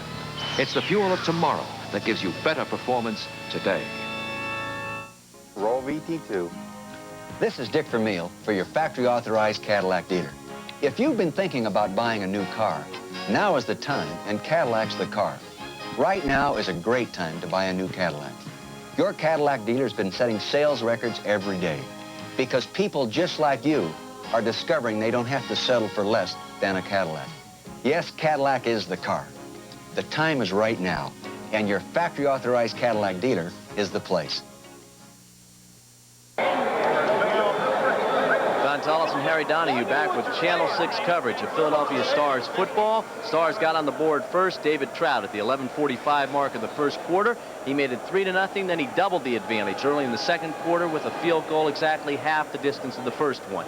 Then Tony Lee of the Pittsburgh Maulers battled back at the midway point of the second period. That's where we stand right now with 2 minutes to go in the first half. And the Stars have a long way to go on this play. 2nd and 30 from the 49-yard line as the rain is starting to come down a little bit heavier here at Three Rivers. They had expected a crowd of about 30,000 this afternoon for this football game. And many of them came prepared as they break out umbrellas and so forth, trying to protect themselves from the rain. Here the Stars have a 2nd and 30 from the Pittsburgh 49.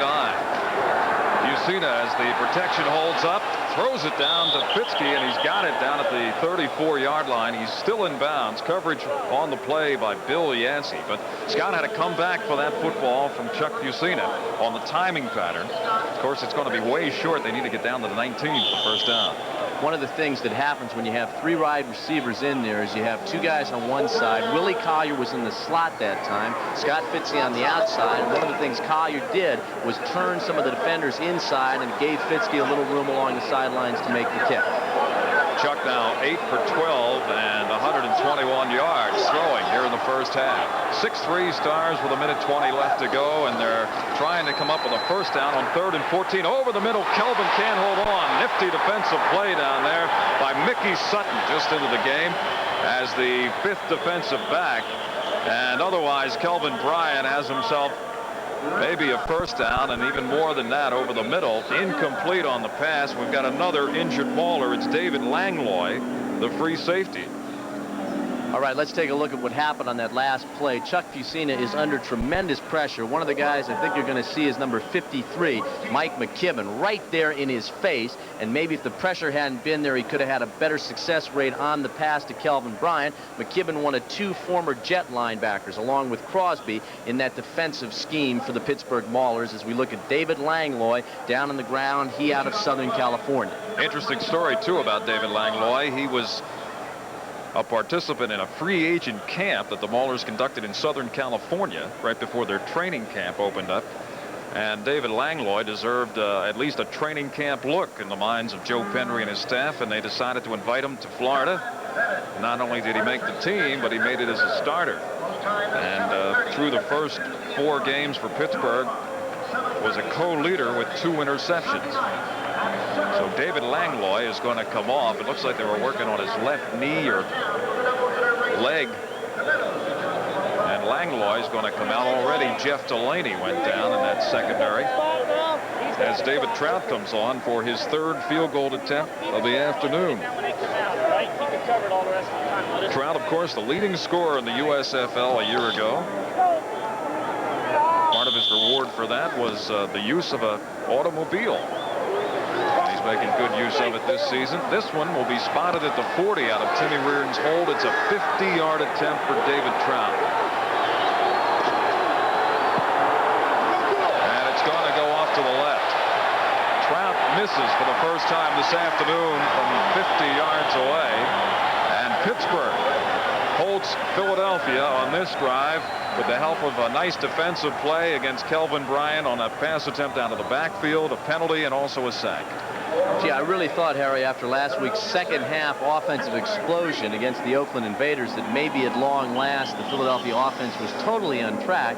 But once again here we're seeing the first half struggles. Against Memphis, 3 points. Washington, 7 points. New Jersey, 7 points. Oakland, 0 points. This team, it seems, does not get the wake-up call to halftime, but they had a great one last week against the Invaders as they exploded in the second half. I'm sure Jim Mora has a similar halftime speech planned today. All right, 1st and 10 from the 34. 1:09 left to go, and Corrado will be into a 2-minute drill here to try to get some points on the board before halftime. Well, he's going to try to pick up a bundle here, going long for Flowers, and it's overthrown down at Philadelphia's 23-yard line. That's the rookie Garcia Lane, who was in there defending against Jackie Flowers. So another test of Garcia Lane, and he met it.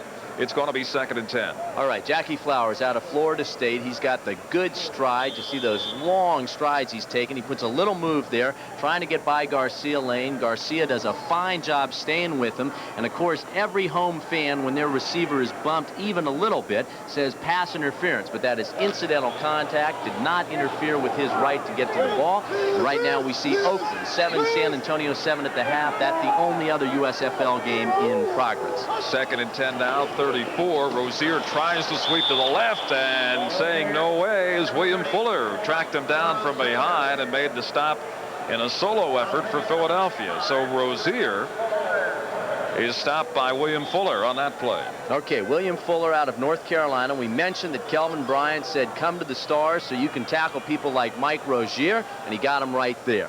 3rd and 11. Rozier lost a yard, and Carano's going to put it up. Throws down the sideline, tipped, and out of bounds at the front of the Pittsburgh bench. Greg Anderson, the intended receiver, and George Cooper, I think, got a hand on that and tipped it out of bounds and incomplete. So they used up only 36 seconds. The Stars will get it back after the punt here by Swider. As Carano goes off, he's now 8 for 13, 78 yards. That's Garcia Lane backtracking close to his 20-yard line to return this punt. So Lane should be able to get, if he does get returned, some pretty good field position, and the Stars may have a time to get off a couple plays before halftime. Swider with a rush, but he gets it off and he booms it. Penalty flag is down, and Garcia Lane inside the 20 breaks it open. It crosses the 40, gets out over the 45 before Ernest Adams finally stops Garcia Lane. But a penalty flag on the near side of the field. And Tommy Danny Lee indicates that Philadelphia was offsides on that snap. Boy, that's a real shame there, because Garcia Lane with a good return. They would have had excellent field position. I was kind of surprised that the Maulers on their last play before the punt had tried a pass with the time left on the clock, because you really aren't going to get a touchdown right at that point. They went with a short pattern instead of running the ball and trying to use up a little more time, because if the Stars had gotten the ball on that lane return, they would have had good field position with time to operate. Tommy White indicating offsides against Philadelphia. Lane, in his first appearance as a Stars punt return man, fumbled a couple of times. He hasn't fumbled since. That was back in the Memphis game. Encroachment, defense, 4th down. So Swider will get a chance to drive Garcia back even further. Ball spotted out at the 37. And Garcia stands inside his 20-yard line. Another pretty good rush on that right side from Bill Hardee. Lane at the 29. Breaks the tackle, but then is brought down once again. Deja vu as Ernest Adams made the stop. And again, we have a penalty flag, this time down where Garcia Lane was brought down by Adams at the 32. And as we wait to see the ruling on the penalty tonight, Oklahoma, at Arizona, Jacksonville at LA tomorrow, Denver and Memphis, Chicago at New Orleans to take on Marcus Dupree, and Washington at New Jersey. That's your schedule in the USFL tomorrow and tonight. Then on Monday night, a pair of games, the Panthers in Houston, the Birmingham Stallions in Tampa Bay. All the waist in the back, number 56, during the return, 1st down. That's an illegal block against 56 George Cooper on the return by Garcia Lane. So Philadelphia has 11 seconds to do something here before halftime, holding on to a 3-point lead, 6-3. And I don't imagine Jim Moore will try to get too fancy from this position on the field. Chuck will probably just take the snap and sit on it to end the first half. That's what he does. And that will be the final play of the first half. And Philadelphia again, a little stodgy coming out here as they open up the first half, get on the board first. And at the end of the first half, the Stars trot off with a slim 6-3 lead over the Pittsburgh Maulers. Hey, Arnie. Hey, Muscles. Hi, neighbor. Hi, Muscles. How's the body business? In great shape, Rosie. Here's that roll of bounty I owe you. Forget it. I don't use bounty anymore. You what? I found a towel with more muscle. Well, I can relate to that. New bounty? New bounty. Tougher than ever. That true, Arnie? Tough enough to scrub with. With cleanser? Sure. Look, you use new bounty made tougher. I'll use bounty made the ordinary way. Okay. Let's see how tough it is. You see what's happening to mine? Yeah, but look at new bounty. It's really holding together. Even after all that scrubbing. That's one tough towel, eh, Muscles? And it's still the quicker picker-upper. New bounty. Now, tougher than ever. Grandpa, how come your new Citrus Hill orange juice tastes so yummy? Because at Citrus Hill, we wait till the oranges get full of sunshiny sweetness. But do you know how long it takes them to get all sunshiny sweet? A week? More like a year. A whole year? Yep. You see, honey, oranges take sunshine and turn it into sweet, delicious juice. More sun they get, the more naturally sweet Citrus Hill orange juice gets. That's right. You can taste a year of sunshine in every sip.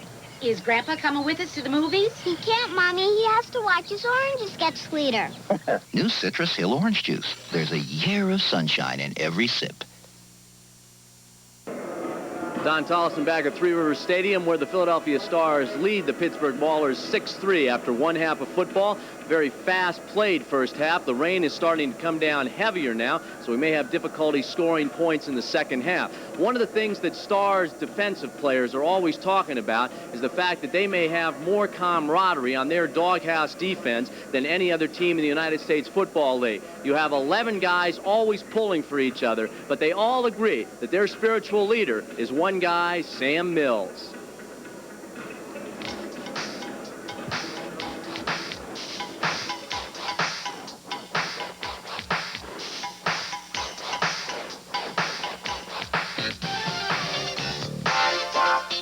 Sam Mills. The name is compact and right to the point, and so is the man who carries it. There are hits and there are hits. But when you've been hit by Sam Mills, you try to get the license plate. When you're still stiff and sore days later, you curse the day the Stars found this gem in the rough out of Montclair State. In a way, he is the perfect example of an underdog player in an underdog league, out to prove the experts wrong. At 5'9", the computers said he was too small for the NFL. But as Sam likes to point out, computers can't measure the size of your heart. They really don't measure the heart. They just measure height and weight. And I think maybe they ought to invent a computer to measure heart. And when you talk to guys who've been hit in the NFL and then hit by Sam in practice, you're even more aware that Sam Mills is the kind of guy who can get the job done in any league. I think he's a very intense person when he's out on the field. He works hard every day. He studies the game. Sam's the type of player that I believe everyone on our team would like to be like. He's not a quitter, and he's going to give you 100% every time, and he's going to make a big play. I'll get hit just as hard, maybe harder by some people in this league, you know, because they're a little bit more gung-ho, a little bit more excited because they didn't get the chance in the NFL. And, hey, this is real professional football. Mills is just a great ball player, and he has an uncanny ability to be around the ball all the time. And I can't believe that the other league let him go, but I'm sure he's glad he's playing for us instead of someone else. Sam Mills is a fierce hitter on the field, but a sensitive man off the field, a fact underscored by his love for photography. In fact, when the USFL gave him a chance to return to his first love, he was teaching photography at East Orange High School in North Jersey. Well, yes, I taught for a year and a half, and I taught black and white photography and also woodworking. And I taught woodworking first. I left for a leave of absence to play football in Toronto. I didn't make it. So then I went back to East Orange High School, and I taught for just about a year. And then I left, and that was to come out and play with the Stars. So now here I am. Sam is a guy who has earned a lot of respect as a football player and a person. And he's awfully glad the USFL is finally getting a little credit, too. Yes, I think we're gaining a lot of respect because we have a lot of good ball players in the league, and I thought today's turnout was pretty good. And, you know, as long as we keep good ball players coming in the league, I think it's going to be all right. Sam Mills is too modest to discuss what he's meant to the Stars, but his teammates are always doing that for him. There's an old military compliment that says you're the kind of guy I want in my foxhole when the pigskin hits the fan. And that's what the Stars say about Sam.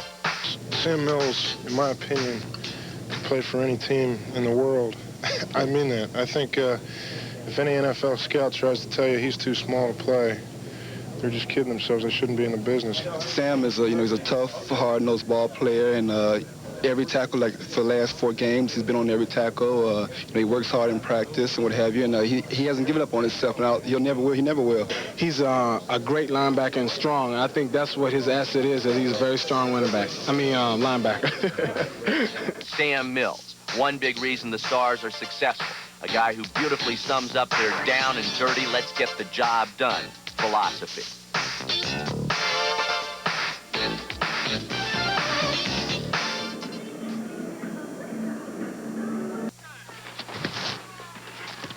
You probably think a guy who does this for a living needs to shower with a deodorant soap.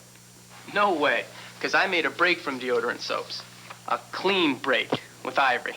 Look inside. Ivory's a basic natural soap to give you an honest clean. Not like most soaps that mix up clean with deodorants or heavy perfumes. That stuff won't get you clean. And besides, if you use a deodorant anyway, who wants one in their soap? Ivory does just what a soap should do. Get me as clean as I can be. So I feel clean, I smell clean, and that's an honest clean. Make a clean break with Ivory. No soap can get you cleaner. And now, Basic Natural Ivory Soap comes in a new liquid. Try it. Don Tollison for Channel 6 back at Three Rivers Stadium where the Stars lead the Maulers 6-3. 2 David Trout field goals for the Stars, 1 Tony Lee field goal for the Maulers. Good competitive football game for one half. We expect the same in the second half. You know, all the Philadelphia Stars talk about the great job their coach, Jim Mora, has done in educating them about the game of football. But so many of the players on this team talk about a guy in their background by the name of Joe Paterno. They say that when you had a coach like Joe Paterno in college, he gave you the kind of foundation that made you really a step ahead of everybody else, so that when you came to the pros, you were all set to go.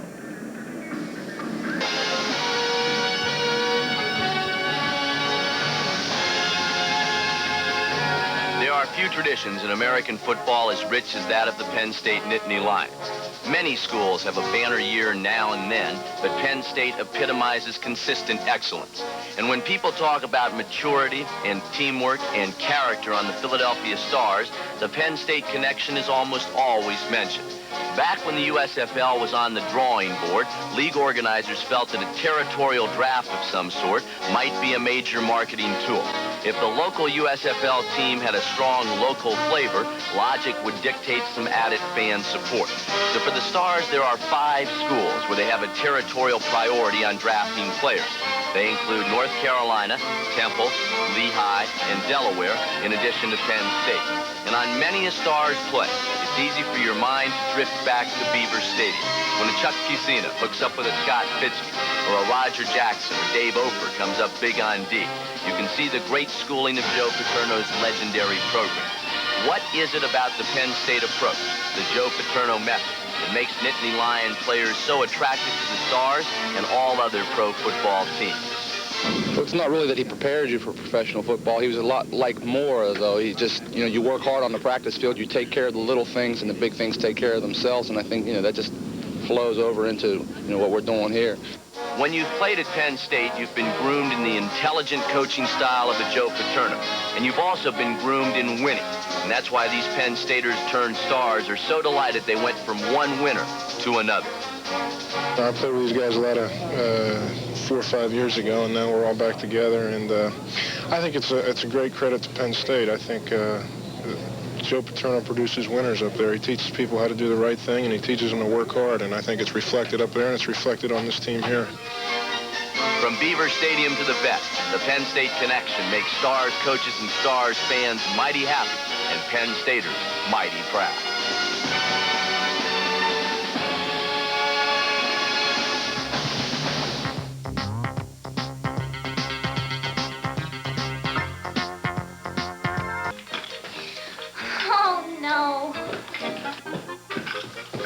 I forgot to add the fabric softener. Oh, no. I forgot to add the fabric softener. Solo detergent has fabric softener built in. It's a clean with a softness you can't forget. See the difference Solo softener can make?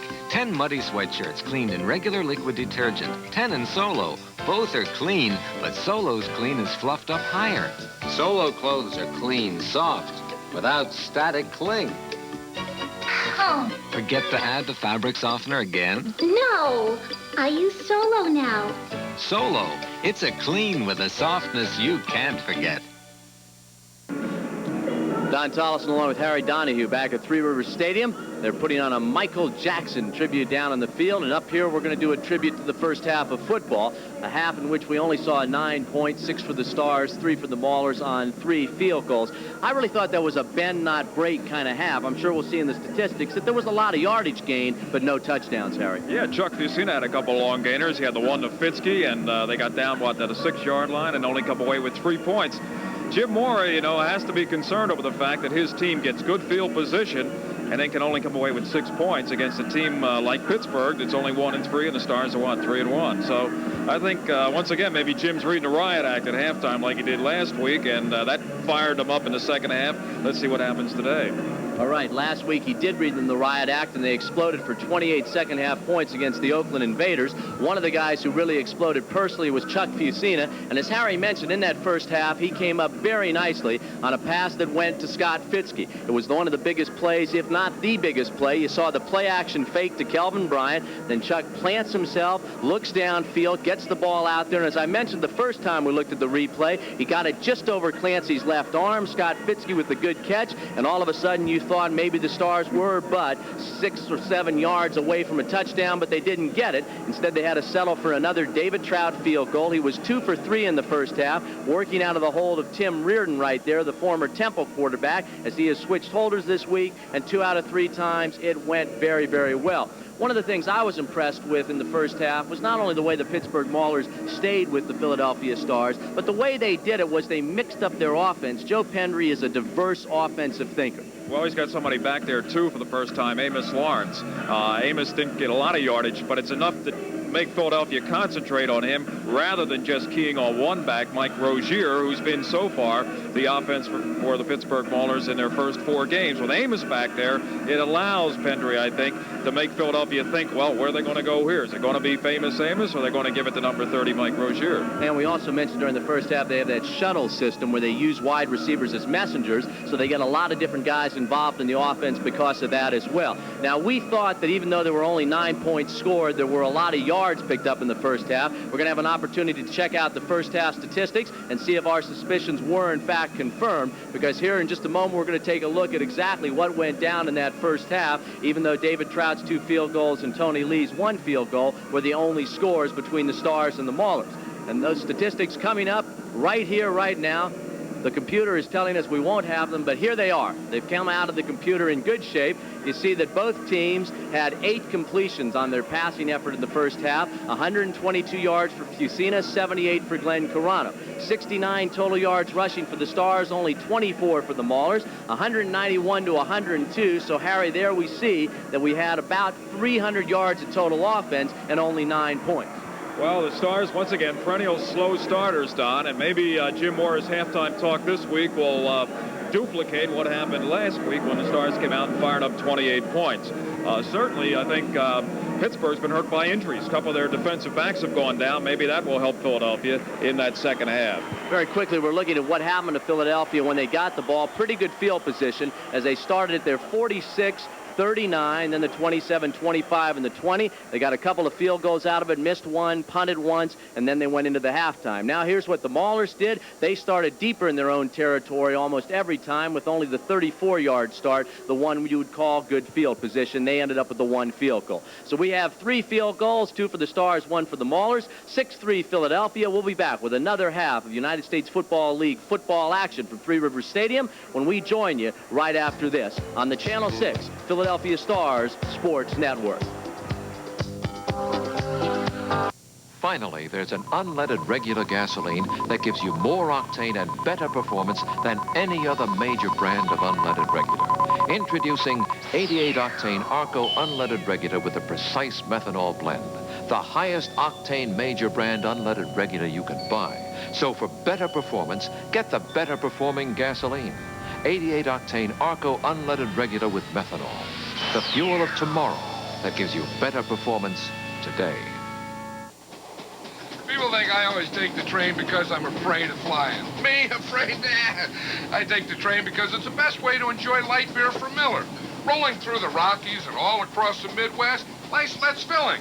And it tastes great coast to coast. That's why I take the train, not because I'm scared of anything. Hey, what happened to the Light light? beer from Miller. Everything you always wanted in a beer, and less. Maybe I am a little afraid of the dark. Don Tolles and Harry Donahue back at Three Rivers Stadium as we take a look at Jim Mora. I'm sure he got out a couple of strong words in that halftime locker room scene. Jim is a low-profile coach as we look at his counterpart, Joe Pendry. But as you know, Harry, we did a feature on Jim. We mic'd him up. And when he needs to be, he can be a strongly worded guy to get his point across. Well, Jim, as you mentioned, very low profile. He's almost embarrassed, I think, at all the attention that was created by that halftime speech or whatever he gave last week. He kind of shook it off as being nothing. All the players, though, said it's the biggest explosion they've heard out of Jim Mora since he's taken over as the Stars head coach a year ago. So we'll begin this second half with David Trout kicking off. David, the difference in this football game as far as the Stars are concerned with a pair of field goals. And there's William Miller getting ready to return this kickoff to start the second half.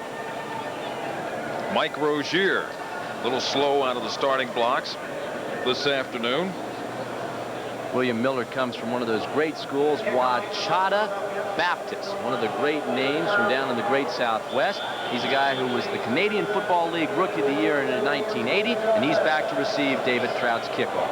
So here we go to start the second half from Pittsburgh in the rain. It is a low kick on a couple hops. It goes out of Friday's hands, and picking up Joel Coles, and he's able to get back across the 15 to the 16-yard line. Coming up to make the stop for the Stars was Michael Johnson out of Virginia Tech, who was originally property of these Pittsburgh Maulers. But Stars president and general manager Carl Peterson was able to swing a deal and picked up Johnson, and the Stars like him a lot. First half statistics for Carano, 8 of 12. And he'll start the second half from the 16-yard line. Mike Rozier and Joel Coles, the two backs that opened up the first half, are in there in the I formation. On 1st and 10 from their own 16. The Maulers give to Rozier. Sweeps to the right. Glenn Howard is 51. Coming up to make the stop. Pair of guys out of Camden, New Jersey. Howard stopping Woodrow Wilson High's most famous athlete, alumnus, Mike Rozier. And I don't think you can talk too much about the Camden athletic tradition in all their high schools, both private and parochial and public in that area. You have all sorts of kids. You talk about the basketball players at Louisville. Kevin Walls, the great basketball star at Camden, headed there next year. Camden, a great sports hotbed. Rozier got 4, 2nd and 6. And play action for Glenn Carano. Has time out of the backfield. Rozier caught it at the 24 and leaned over the 25 and is down out at the 27-yard line. Sam Mills in there hanging on to Mike Rozier, but it's going to be a Pittsburgh first down. All right, let's look at what happens here on the play. We see Mike Rozier on the play action fake. Cole stays in there to block. Mike Rozier fights off one of the Stars and then turns around and puts up the red flag. He's wide open. Good hit there by Antonio Gibson coming up to make sure he tied him up. Of course, a week ago, Rozier caught a 62-yarder from Carano to set up a field goal in that win over Washington. 1st and 10. Maulers from their own 27. Carano, quick toss. Rozier behind Coles. Can't get outside. William Fuller met him along with John Bunning, the veteran of 13 years out of North Carolina. So a couple of Tar Heels making the stop against Mike Rozier. And it's going to be 2nd down, and Rozier managed maybe a yard. 2nd and 9 as the spot is at the 27-yard line. 2nd down and 10. At the 27. This time Amos Lawrence will team up as we take a look at some of the Maulers getting warm on the sideline. Dramatic drop in temperature today from earlier, and it's also raining. 2nd and 10 from the 27. This is famous Amos again spinning, but he can't get away from George Cooper out of Michigan State. Big Coop, who is built like a statue, they say. Physically, a heck of a specimen, George Cooper is. The ball is going to be out at the 29-yard line, and it's going to set up a 3rd and 8 situation from there for the Pittsburgh Maulers, and Lawrence goes out of that Pittsburgh offensive lineup. He's replaced by a wide receiver, Sean Potts. Here is a 3rd down pass from Glenn Carano. Looking over the middle, tight end. Mark Rao couldn't hold on. He was wide open out over the 40-yard line, but Rao just couldn't hold on to the football. And once again, the Maulers fail to convert on a 3rd down situation, and the Stars will take Larry Swider's punt. Back to return it for Philadelphia will be Garcia Lane.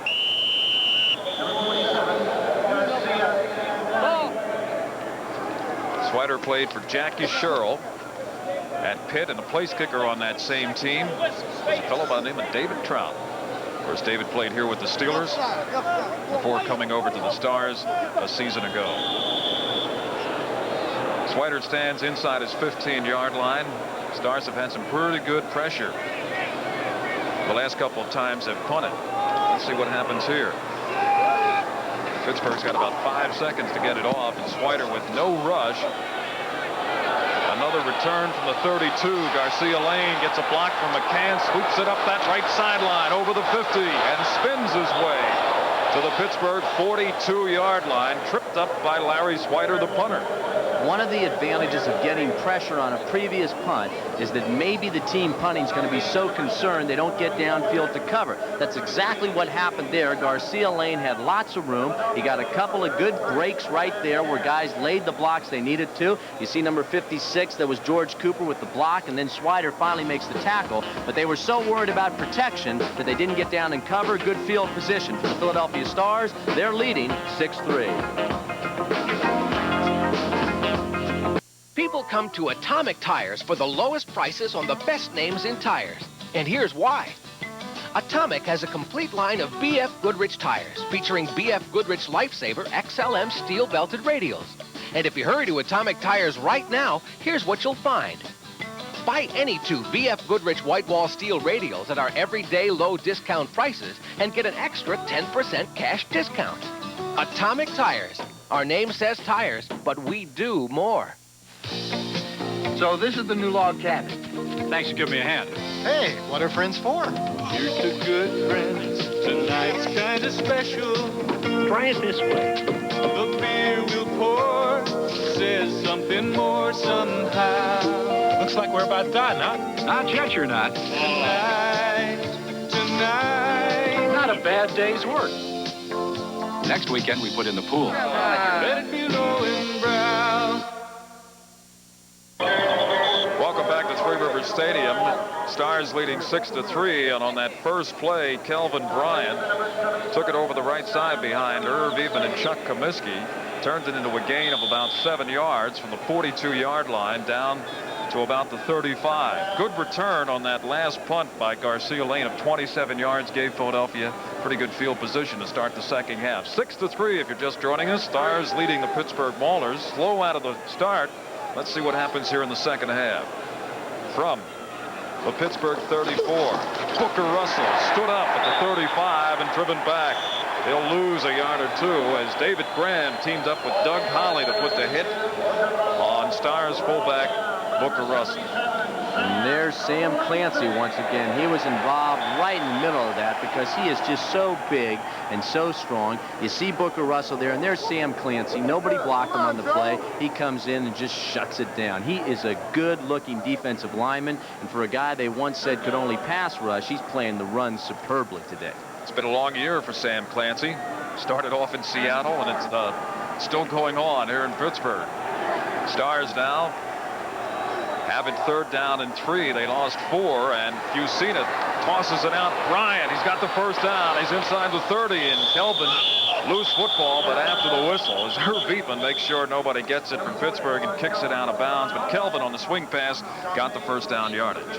When you have got good people to catch the ball and when you have got time to throw the ball, that's a golden combination. There you see the right side of the line, Herb Eatman, Chuck Comiskey. You see Gilbert and Oates right there in the center. They did the good job. Here's Fusina getting the ball out there to Kelvin Bryant. They get the first down. Maybe the key was they had 2 wide receivers on the left side, led to soft coverage on the right side. From the 26, 1st and 10, Kelvin right up the middle where he was so good last week, and this time crosses the 20-yard line. Very close to a first down. It'll be maybe a yard short before Ron Crosby and Mike McKibben, the 2 outside linebackers for the Maulers, finally stopped number 44.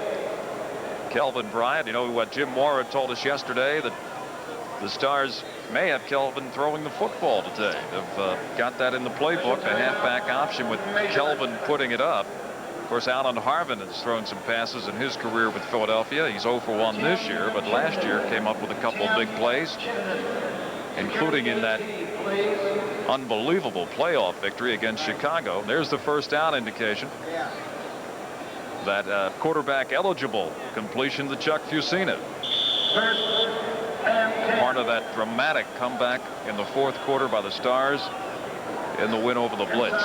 So Philadelphia picks up another first down, and it's going to be 1st down and 10 from the 20, or let's make that the 16-yard line. Back split behind Fusina, and he's looking to throw it to Scott Fitzke, who, let's see, penalty flag goes down, and a touchdown as Fitzke spins it into the end zone.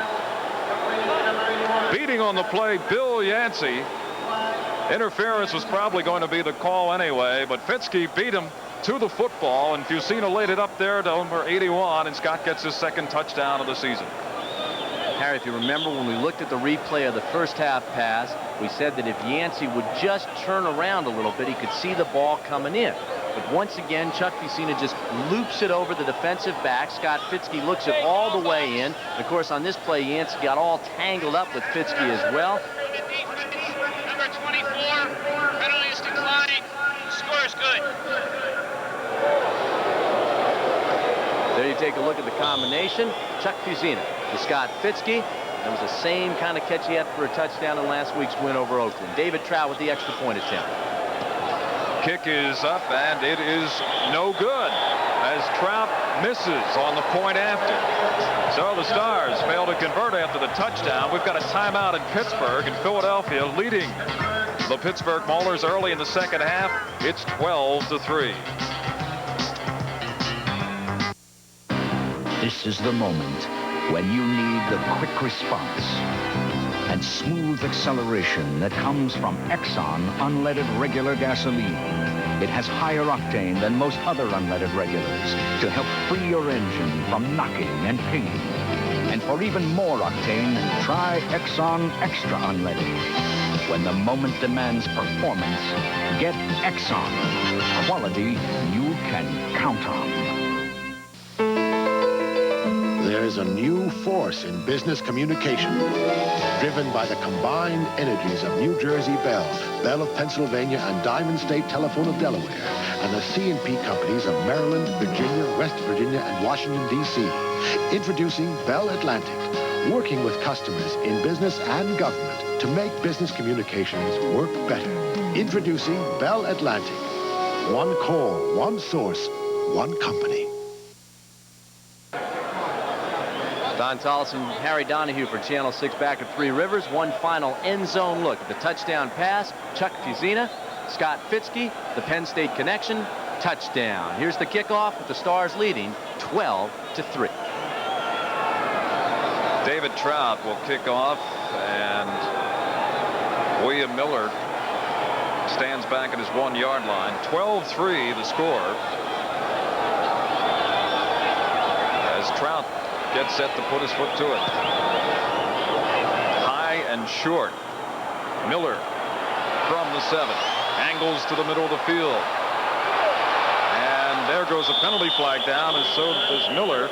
Tackled on the play by George Jameson. May have had an illegal block on that return against the Pittsburgh Maulers. They're going to whistle number 93, Ken Dombrowski. You see the call there from referee Tommy White, a legal block, and that's going to bury the Maulers deep in their own territory, already trailing by 9 with 8:31 to go in the third period. Number 93, Ken Dombrowski, though, the guilty man right there. They might as well call this the South Jersey Bowl, Don. We've got Rozier, we got a handful of stars, even Tommy White's from South Jersey. Illegal block above the waist in the back during a return. Number 93, first step.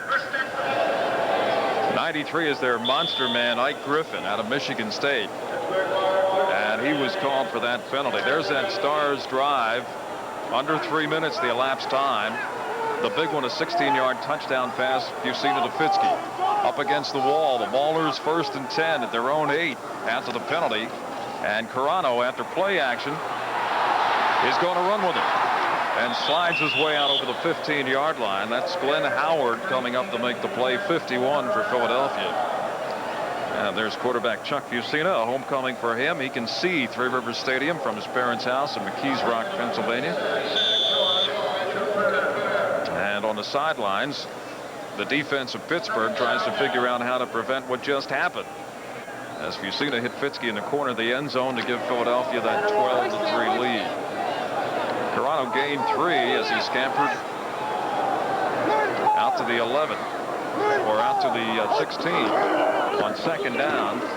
Second back through, that is Amos Lawrence, or Mike Rozier, with Antonio Gibson and John Bunning throwing him back. So Rozier was able to get a couple more. And it's going to be first down for Pittsburgh, out around the 19-yard line. So the Maulers give themselves a little bit more breathing room after being stuck by that penalty down inside the 10. 2 plays, they got a first down out at the 19. Flowers is in there as one of the wide receivers along with Greg Anderson. Coles, the other running back. And here is the intended receiver Anderson, and Antonio Gibson nearly intercepted. John Sutton also helping out, but there is the Stars' strong safety, or free safety, Mike Lush, coming over to help defend on that play as well. You saw Glenn Carano really shaking the cobwebs as Glenn Howard, number 51, one of the linebackers for the Philadelphia Stars, came in there and planted his helmet right in the upper back as soon as he released the ball. It was not a late hit, a good clean hit, but Carano definitely felt it. You know, this is a young offensive line for the Pittsburgh Maulers. And Carano here on 2nd and 10 looks this time to his right, and he's got Flowers on the sideline pattern, and a Pittsburgh first down in front of Garcia Lane out at the 35-yard line, a timing pattern. And Carano and Jackie Flowers were able to click on that one and pick up the first down yardage and more. And now Pittsburgh's got something in the makings of a drive underway out at their own 34-yard line. It started back at the 8th. One of the things I'm impressed with there is the fact that Jackie Flowers is a new Pittsburgh Mauler. He wasn't with them in training camp, and especially when you run the timing, as he's had 3 catches for 39 yards, the timing patterns, they're really showing a lot of maturity in short order. From the 34 on first down, Carano over the middle, incomplete. Anderson, the intended receiver, and Glenn Howard almost came up with that interception. He was behind by about 5 yards, the intended receiver, Greg Anderson, but Carano drilled it, and Anderson couldn't come up with it. It'll bring up a 2nd and 10, 34, as it continues the rain here in Pittsburgh. And now faced with his 2nd and 10, 3 wide receivers are in the lineup as Carano goes back again to throw, this time flush to the right side. Fuller comes up, hits him as he delivers, or after he delivers.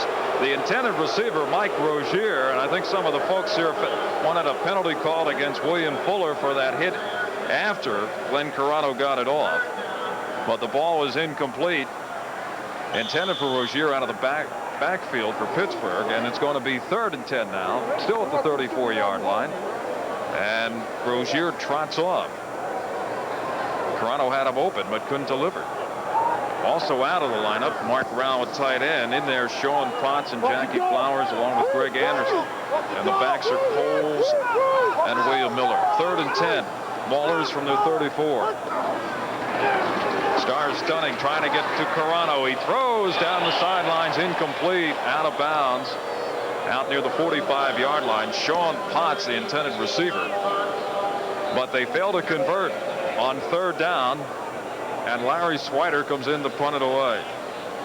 Okay, let's take a look at what happened on the last play. He got the throw off, but he was under tremendous pressure. As you see Fuller, and you saw the stunt right there. That was number 91, Buddy Moore, coming around. They put the good pressure on Carano, and that forced the throw for the incompletion. Larry Swider punted.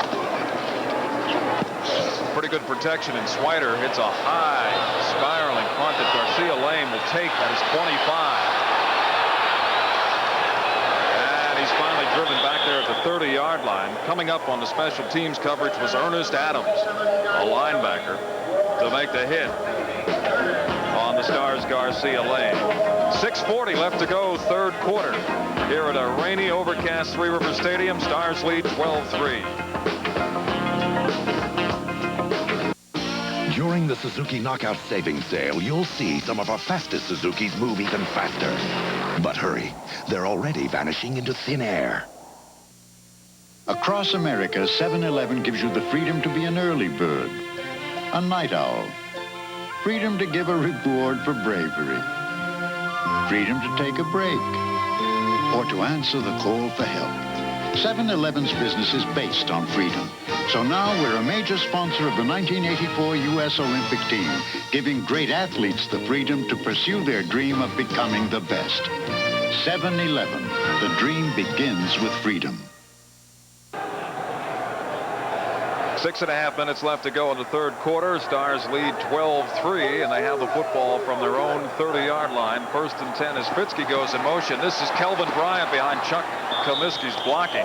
Kelvin tripped up on the play by David Langlois, that free agent out of Southern Cal. Kelvin picking up about 3. It'll be 2nd and 7 for the Stars, as once again they test the left side of the Maulers defense. And Bryant was able to pick up 3 yards. 2nd down. Just shy of the 34-yard line. And we've got Bryant teamed now with Alan Harbin, replacing Booker Russell in that Stars backfield. And here comes Allen to the near side. Gets a block. That's Comiskey again. Chuck Comiskey at the 35 was working on a linebacker, and Bruce Huther was able to slip in there and make the tackle. Huther, the middle linebacker. One thing the Stars coaching staff noticed about Huther is the fact that a lot of times he gets knocked off his feet in that middle part of the field. And with that 4-3 lineup, of course, that middle linebacker is so important. Fusina throwing on the day now, 10 for 15 at 147 yards, and Kelvin has gained 77 yards rushing. Chuck back to throw, looks right, Fitzke, 45. And out of bounds close to midfield on the reception, the 1st down for Philadelphia, as Fusina goes back to his buddy Scott Fitzke and Yancey, who's having a tough afternoon trying to keep up with Scott Fitzke. All right, once again, you need time to get the ball off. We've said the pass rusher who is the best for that team there, the Pittsburgh Maulers, number 77, Sam Clancy. Irv Eatman tying him up pretty well, gave Fusina the time to find a wide open Scott Fitzke. Here's a look at the pass itself. Fitzke's got about 4 or 5 yards on everybody, picks up a couple of extra yards, juking after he made the catch. 1st and 10 Stars from their 49. Fusina looks to put it up. Now he's going to run with it. Gets a block on the left side from Booker Russell and is finally tripped up in Panther territory at the 46 by Mike McKibben, the outside linebacker on that right side for the Pittsburgh Maulers. But Fusina always a threat to run. In fact, going into today's game, he was the Stars' 2nd leading ground gainer. And of course, George Allen remembers so well what Chuck Fusina did last year to his Chicago Blitz in the regular season and the playoffs when he decided to run with it. They call that the quarterback slide. I like to call it the coach's slide. That's what the coach wants his quarterback to do. Just get down under before you're hit. Chuck Fusina did exactly that. All right, 2nd and 6 from Pittsburgh's 46. This is Kelvin on the draw. Bryant gets across the 45 before David Graham and Ken Dombrowski, right in the middle of that front 4 for Pittsburgh, teamed up to stop Kelvin Bryant. Kelvin, as we mentioned, 77 yards before that carry. So he picked up a couple more. He's around that 80-yard mark. If there's a hole, you got to get to it. Kelvin Bryant can get to it. Straight ahead, nothing fancy about this. And again, he's got that good upper body strength. He's tough to bring down. 3rd, and they need 4 to convert it to a 1st down for Pittsburgh's 44. Back split, and Chuck Fusina fades the pass. Big rush, and he eludes it. And he's going to run for it and get the 1st down. That's all he wants to run to, because as soon as he knew where he was, that he had crossed that 40-yard line where he had to go for the 1st down, he hit the turf, got down to the 37, and it's a Philadelphia 1st down there. In part because they have Sam Clancy, they do not blitz a lot. Here they're coming with a lot of people. Fusina reads it, gets by one of the hits, 2 of the hits, steps up, and then slides for the 1st down. Again, the coach's slide right there. Very, very nice. 1st and 10 at the 37-yard line, as the Stars began this drive back at their own 30. Russell in there with Alan Harvin this time on 1st down. This is Booker Russell. Backs into his own man, and now he's going to be driven back. Coming up to force the play is David Langlois. And Langlois lets Booker Russell know who he is on that play. I think what Langlois wanted was a flag, because Booker Russell, with the old-fashioned straight arm, I got to believe he got the face mask, because once the initial contact was made, Russell's trying to fight him off. Now watch on the replay. Here goes Booker. He goes to his right. He's closed off there. Tries to go outside. He's got Langlois. Now watch. He'll put up his arm, go for the oh yeah, he almost pulled his helmet off. Should have been a flag, but it wasn't. So the Stars get a break right there. Booker Russell out of Southwest Texas State. A lot of credit on that play goes to Ron Cosby for bumping Comiskey, who bumped Russell. 2nd 15, little screen. Harvin with Bart Oates out there, the center. And Allen will be wrapped up before he gets to the 35 at the 36. McKibben and Bruce Huther. Huther, the middle linebacker, McKibben, the right linebacker for Pittsburgh. And that time I don't think the screen really got enough chance to get set up as Bart Oates tried to get out there, pulling from his center position to lead the way for Alan Harvin around the left side, but the pass was thrown a little bit early by Fusina. And Oates was unable to set up the downfield blocking for Alan Harvin. Third, they'll need 8. The spots at the 35 of the Maulers. Just under 2 minutes remaining in the third quarter, and up on the board, the Stars lead Pittsburgh 12-3. The lone touchdown, a 16-yard pass from Fusina to Scott Fitzke.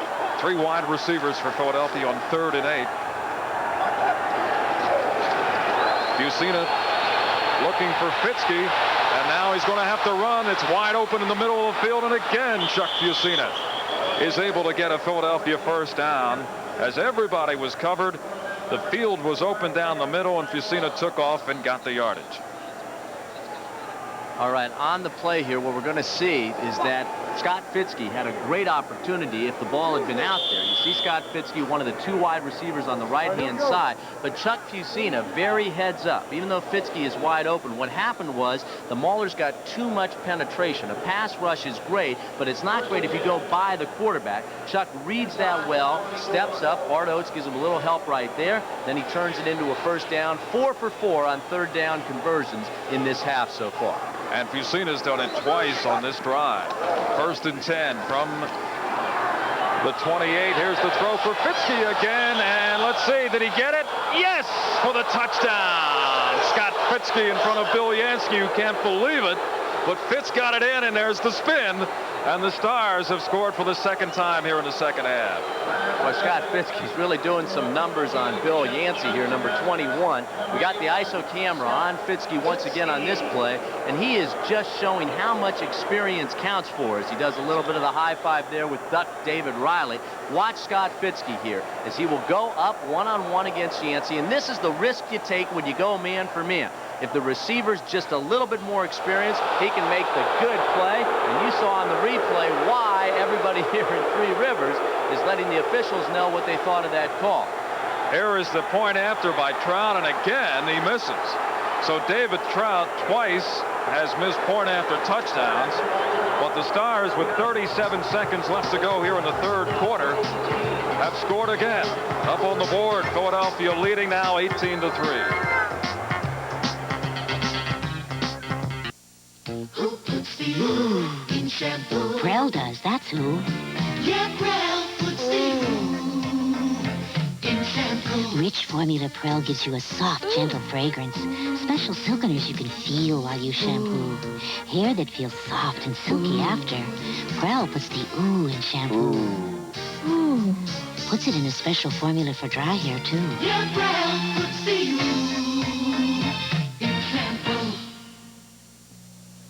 When I retired from pro ball, I bought this place with a little help from the bank. And today we're doing just great by selling good food at good prices. Thanks, Mike. I think that's the only way to do business. Meister Brown must too. This beer tastes as good as Budweiser, but doesn't cost as much. To me, Meister Brown makes a lot of sense. To a lot of other people, too. Ah, you said it. Introducing Meister Brown. Tastes as good as Budweiser at a better price. WPVI TV Channel 6, Philadelphia. Don Tallis and Harry Donahue for Channel 6 back at Three Rivers Stadium, Pittsburgh. In some levels of football, you need 1 foot in. Others, you need 2. But at no level do you get a touchdown for having neither foot in. He was clearly on the line. You see why Yancey was complaining. Watch the play right there. But Fitzke looks as if, hey, I caught a touchdown. The referee believed him instead of his eyes watching the line.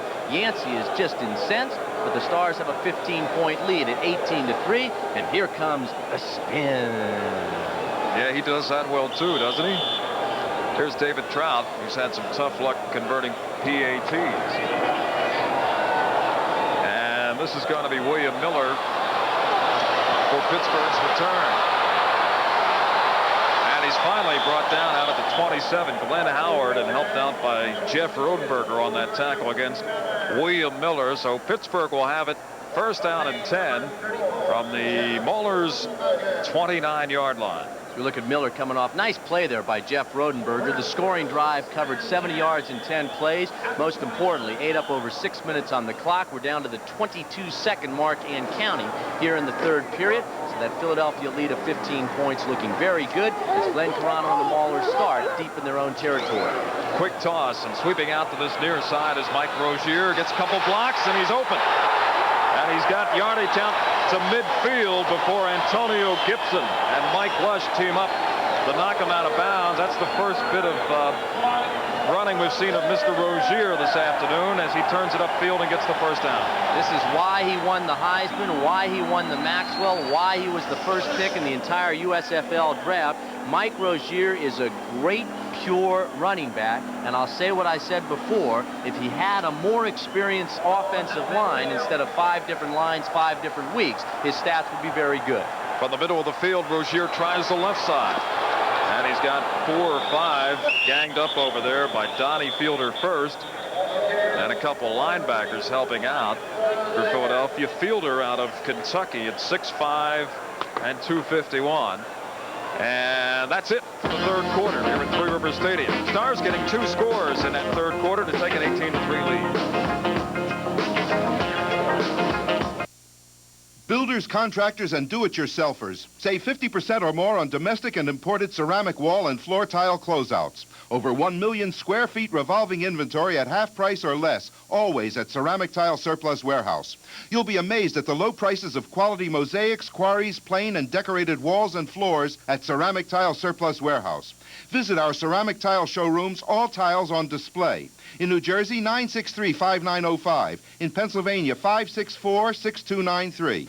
Hello, I'm Harry Martin. And I'm Janet Davies. Monday on AM Philadelphia, meet Monsieur Mark, hairdresser to Nancy Reagan, and find out what the keeper of First Beauty could do for your looks. And watch what we can do for your love life. If marriage is a gamble for you, then take the love test on AM Philadelphia. If you pass, you can predict the future of your love relationship. Also, the new look and sound of Rick Springfield, rock and roll's sexy heartthrob. He's now a movie star, so find out all about that and a lot more at 10. John Tollefson, Harry Donahue, Channel 6 exclusive coverage of Philadelphia Stars football as the Stars try to go to 4-1 on the year. And they are up 18-3 as we begin the fourth quarter, and Jim Moore has got to be happy, Harry Donahue, with the way his team responded offensively after a sluggish first half. Wonder what he said at halftime this week. That's the other game today, and Oakland, looking for its first win, goes into that fourth quarter with a 3-point lead. Here it is 2nd and 6. Maulers, Stars 46. Quick screen pass, Anderson. And he is going to come up short. He needs to get to the 40. Mike Lush and Sam Mills stopped him on that near sideline. Be about a yard short. It's at the 41-yard line for the Pittsburgh Maulers. Greg Anderson, their leading pass receiver. And it'll bring up another attempt to convert from third down. It's 3rd down and 1. Ball covered a couple times already here in the second half on doing that, and that's been a problem they've had all year long. Under 30% trying to convert them. Here we go with Glenn Carano and short yard. That's a recommendation you can trust from a few million of your neighbors.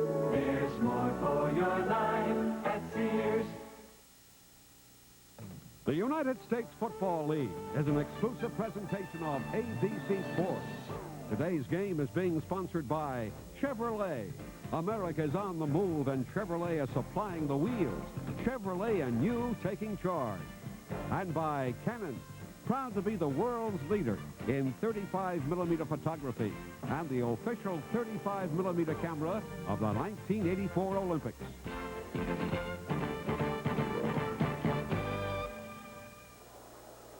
Tim Brandt and Lee Grosskopf from the Superdome in New Orleans, Louisiana. 8:44 remaining in the ball game. Pittsburgh to kick off. It is Tony Lee, and he is kicking to Tony Good. Tony Good will never get it because the ball will go out of bounds on the 2. There will be a flag, and they'll mark it back. Let's go downstairs now. Here's Jimmy Bergamo.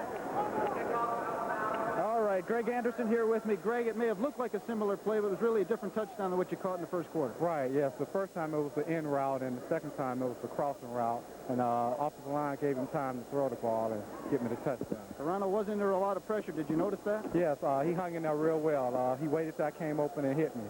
Are you taking advantage of that inexperienced New Orleans secondary? Yes, we found out it was kind of banged up coming into the game, so we want to just throw the ball and see what we can do with it, see if we can move the ball through the air. All right, Greg, thank you very much. All right, I want to say hi to my mom and dad and everybody back home. All right, thank you, Greg Anderson. Well, everybody except said hello. Well, he's right. Toronto now 27 of 37 in the passing department, 307 yards, 2 touchdowns. He has had that marred by 2 interceptions. But as you look at the drive right there, this Pittsburgh team has been impressive today, Tim. One of the more impressive expansion teams in the United States Football League. So that man moves it back. He was penalized for kicking it out of bounds. Don't forget, New Orleans still has a penalty coming up after the kickoff. This one rolls into the end zone, and it will not be run out. Anthony Steele downs it, number 33. And now they bring it out. How about a clip on the other side? One of the Pittsburgh players is slow getting up. Anthony Steele. Steele. Ira Albright. Wanted to tell you that that Anthony Steele sang the national anthem today. Did an outstanding job also, we should add. He has a nightclub act that he has in the off-season. Roams the country singing. Quite a voice. Ira Albright, who we just saw going off the field there, reportedly has the biggest thighs in professional football. Oh, you'd have to bring out the tape measure. He says they're 38 inches. Earl Campbell's are awfully close to that. So here we go. Strap it on. 17-17. 8:31. The time remaining. The give inside of Buford Jordan, and he breaks it big for another first down. Rob Crosby takes him down, but Buford Jordan has the first for New Orleans. I like this rookie out of McNeese State. We've been talking about him all afternoon, Tim. I think that he's got just unlimited potential. You look at his numbers there. He's 6 foot, 222 pounds. He surpassed the great Charles Alexander and became the most prolific rusher in Louisiana collegiate history. Very strong, very fast. First and 10 from the 32. Johnny Walton has time to throw. Incomplete. This might be the most important drive of the day for the New Orleans Breakers right now, and Johnny Walton has got to go to work. We've talked about how he really is a coach on the field. This is first down for Johnny Walton as we look at the replay, and he's trying to go to an intermediate route. He's trying to find his tight end, no, his wide receiver, Marion Brown, number 82, on a curling route. The ball was tipped, deflected away. 7:44 remaining in this ball game. Second and 10 from the 32. Walton double pumps, now throws deep, has a man that's overthrown. It was intended for Dan Ross, and he had a step on the linebacker, Mike McKibben. Now that's the second time today that Johnny Walton might have thrown the ball with a softer, more looping trajectory. Dan Ross, number 86, is running a seam pattern here. You see him coming up the seam, breaking it back toward the post, and he has a step on the defender there, Mike McKibben, number 53. So you had a tight end running with a linebacker, and that's a mismatch. Johnny Walton, quite a story. 36 years old, 4 years with the Eagles. He backed up Roman Gabriel, played for the Rams, the Chicago Fire, the Eagles. He grew up playing cornfield football in Elizabeth City. 3rd and 10 for Walton. Throws deep, overthrown, intended for 85, Charlie Smith. And Charlie Smith was open. We talked about this earlier, Cupper. When Walton was with the Eagles, he threw a touchdown pass to Charlie Smith against the Dallas Cowboys to give the Eagles that win. Impressive story, and one that you just documented very well. We talked about Johnny Walton at the very top of the show. His wife wrote a book about him entitled Never Give Up. A chronicle of Johnny's years with the NFL and the World Football League. Dario Casarino punts it away. Not a particularly good kick. It'll hit way short. but it rolls halfway down the Bourbon Street. The 7-yard line. Dario Casarina, number 1. That was a 32-yard roll. Dario Casarino, Tim, we talked about his unique style of punting. Now watch how he literally throws the football up. See that? He throws it up in the air, and they say they never know if it's going to be a whip or an 80-yarder. He does say, however, that even when he shanks one, he has enough leg strength to kick it 35 yards in a shank. Well, he's 6'7", and well over 200 pounds, so he's not your typical punter. That was a shank. It went 61 yards, but 32 of the 61, all from the roll. Toronto backed up now on 1st and 10. Throws to Greg Anderson. Anderson has the first down, and here comes Pittsburgh. What a ball game.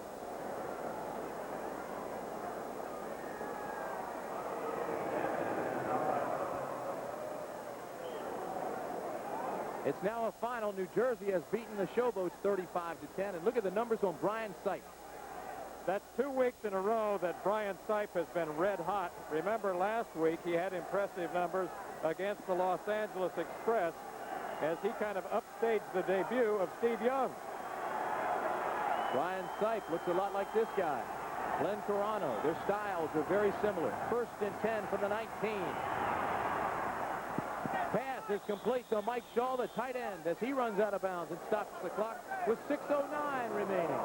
It looked momentarily like Garrett Chase, number 45, had an interception. You know, Joe Pendry made the point before the ball game when we were talking to him down in the locker room that Corano now, the last 2 weeks, is putting it in the seams. He'll take chances like that. He's thinking winning rather than trying not to lose. He's becoming much more aggressive. He's improving rapidly in recent weeks.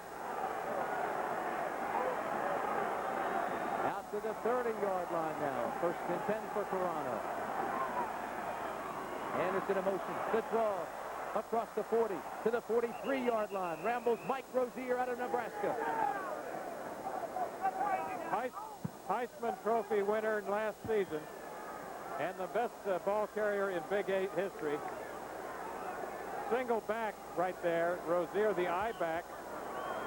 Good draw execution right there, and you see some of the fancy footwork as he gets into the secondary. But basically, as I said earlier, he is a north and south runner. Rozier has 44 yards now and 13 carries. The clock is down to 5.5 minutes. 1st and 10 for the 44. Corano under pressure again. Throws across the middle of Mike Shaw, and it's complete. Into New Orleans territory before Bruce Miller trips him up. A moment ago, you likened Glenn Corano to Brian Sipe. I think they're very similar in their styles. And there is Mike Shaw, the tight end, number 87, over the middle. 6 catches for him on the afternoon. And he's brought down by number 40 in the secondary. That's cornerback Bruce Miller. Glenn Corano is red hot. He's now 30 of 40 for 336 yards. His best game ever. 2nd and 4. He's going to throw again. Out pattern. Incomplete, intended for Mike Shaw. Bruce Miller, good coverage that time. Don't forget, the exciting action continues next week on the United States Football League. The 2 games that we'll be showing you. Arizona at New Jersey and Birmingham at Michigan. 2 very, very good ones. That's an impressive doubleheader. That might be the best doubleheader we've scheduled all season. And the league just gets better and better. 3rd and 4. The ball on the 50. 4 minutes, 47 seconds remaining. The Breakers 17, the Maulers 17. Pittsburgh to throw. Corano has a man. Complete to Greg Anderson.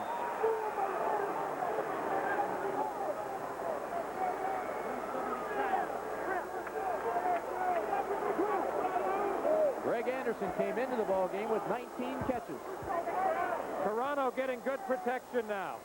And he shows a lot of poise. He takes this extra time. He sets up, and he drills that ball over the middle to Greg Anderson out of Alabama State, a second-year player who caught a lot of passes last season for the Birmingham Stallions. 28 catches for Birmingham and 5 touchdowns last year. First and 10 from the 35. Blitz. Jackie Flowers has it. Well, his streak is broken. He didn't pick up the first down, but it was a clutch catch when Carano was under a lot of pressure and just unloaded it.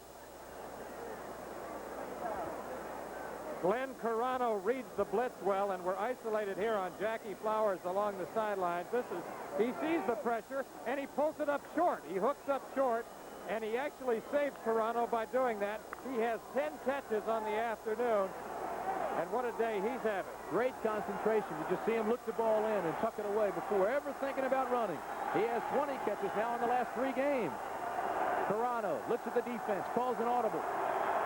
2nd and 3, 30-second clock, almost down. Man-on-man coverage, he goes. Fade pattern complete against Miller. That was a great read by Carano. He saw the man-to-man coverage was rolled up on the outside. He saw Greg Anderson, called his number on the fade, and made the pass. Everything you said is absolutely right. A quick read by Carano. And now he throws one of the prettiest fade routes I've seen this season. The ball is thrown to the outside, looping trajectory over the outside shoulder along the sideline. 27-yard reception. That might be the biggest play of the day for the Pittsburgh Maulers as they're down there now knocking at the door. You made an outstanding point when you talked about the banged-up secondary of New Orleans. They've got inexperience back there. Eric Johnson's first start. He's been the nickel backup until this point. You've got Woodrow Wilson out of the game with an injury. Bruce Miller has replaced him. It is inexperience. We've got 3 minutes, 15 seconds left. First and goal from the 1. Carano takes it himself. No signal yet.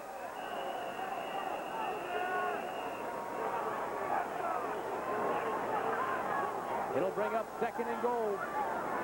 One of the guys cheering up here in the booth is Glenn Carano's younger brother, Greg Carano, and he is really pumped up today. Of course, his twin brother, Gene, was his primary target in high school. Family has the El Dorado Hotel in Reno, Nevada. 2 minutes, 56 seconds left to play in this ball game in New Orleans. 2nd and 1. 2nd and goal from the 1. Again, it's Carano. Again, we don't have a signal. Outstanding goal line defense by New Orleans. The way to play that goal line defense. Late signal, touchdown.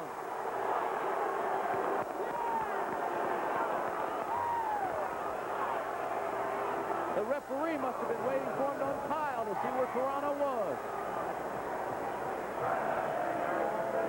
Yeah. Glenn Carano, for the 2nd week in a row, calls his own number. And remember, all that has to happen is for the ball to break the plane of the goal line. It is very difficult to see from this vantage point, but it looked like the initial surge was enough to propel Carano into the end zone. Tony Lee for the extra point. And it's good.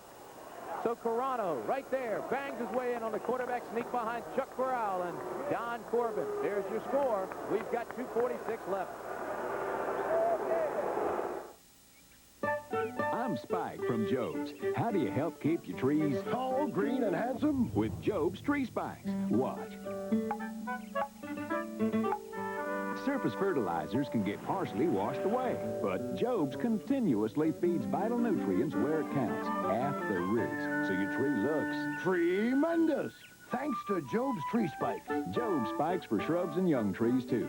Job's does the job at the roots.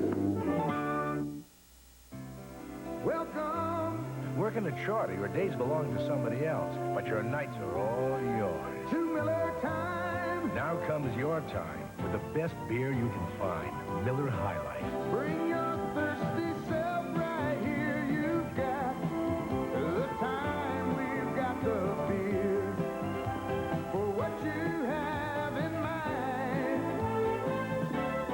Welcome to Miller time. Knockout artist Mark Freeland and super heavyweight Tyrell Biggs defend their titles in the World Amateur Boxing Championship Challenge. Plus a dynamic pack-style speed skating competition on ABC's Wide World of Sports, Saturday.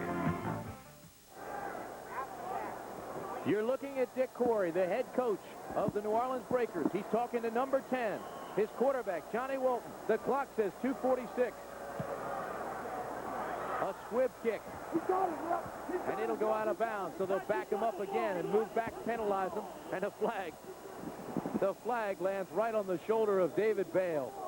A squid kick. You've been eating too much seafood, partner. Squib kick. Keep it on the ground. Re-kick. Re-kick it. There's the scoring drive. 93 yards in 10 plays. 4:31 of the clock. 24-17. Marvelous drive by the Maulers, and what a day Carano is having. 33 of 44, 385 yards, 2 touchdown passes, and he has scored one himself for the second week in a row. Let's go downstairs very quickly. Here's Jim Bergamo. All right, Glenn Carano, second straight week, you've taken it in yourself. Well, I like those quarterback sneaks from about the 1-yard line. Obviously, you still are taking advantage of that secondary. Well, we're doing a good job against our receivers. Are catching the ball real good, and the offensive line's doing a good job, and I'm happy to hit them. All right, Glenn, thank you very much. Let's go back upstairs. Okay, Tony Lee will kick it off again. The deep men. Tony Good, number 31. Last time it was a squib kick. They don't want a big return. This time he'll kick it away. It'll be Tony Good on the 6-yard line. Breaks to the outside. Good coverage by the special teams of the Pittsburgh Maulers. Now, they say Johnny Walton is one of the best 2-minute quarterbacks in the game of football in any league. He now has a chance with 2 minutes and 31 seconds left as you look at Johnny Walton. And keep in mind, Lee Grosscup has already told you that the book that was written by his wife is called Never Give Up. And he's been in games like this before, Cup. He is one of the best hurry-up offense guys in the league, as you pointed out. And earlier this season against the Chicago Blitz, he rallied his team. Then the Blitz came back, tied the game. And then in overtime, Johnny Walton found Frank Lockett for the winning touchdown. So they know what overtime is about. Shotgun formation for Walton. Shotgun draw is to Buford Jordan. That was a big gainer before. It's a big gainer this time. First down, New Orleans. Buford Jordan.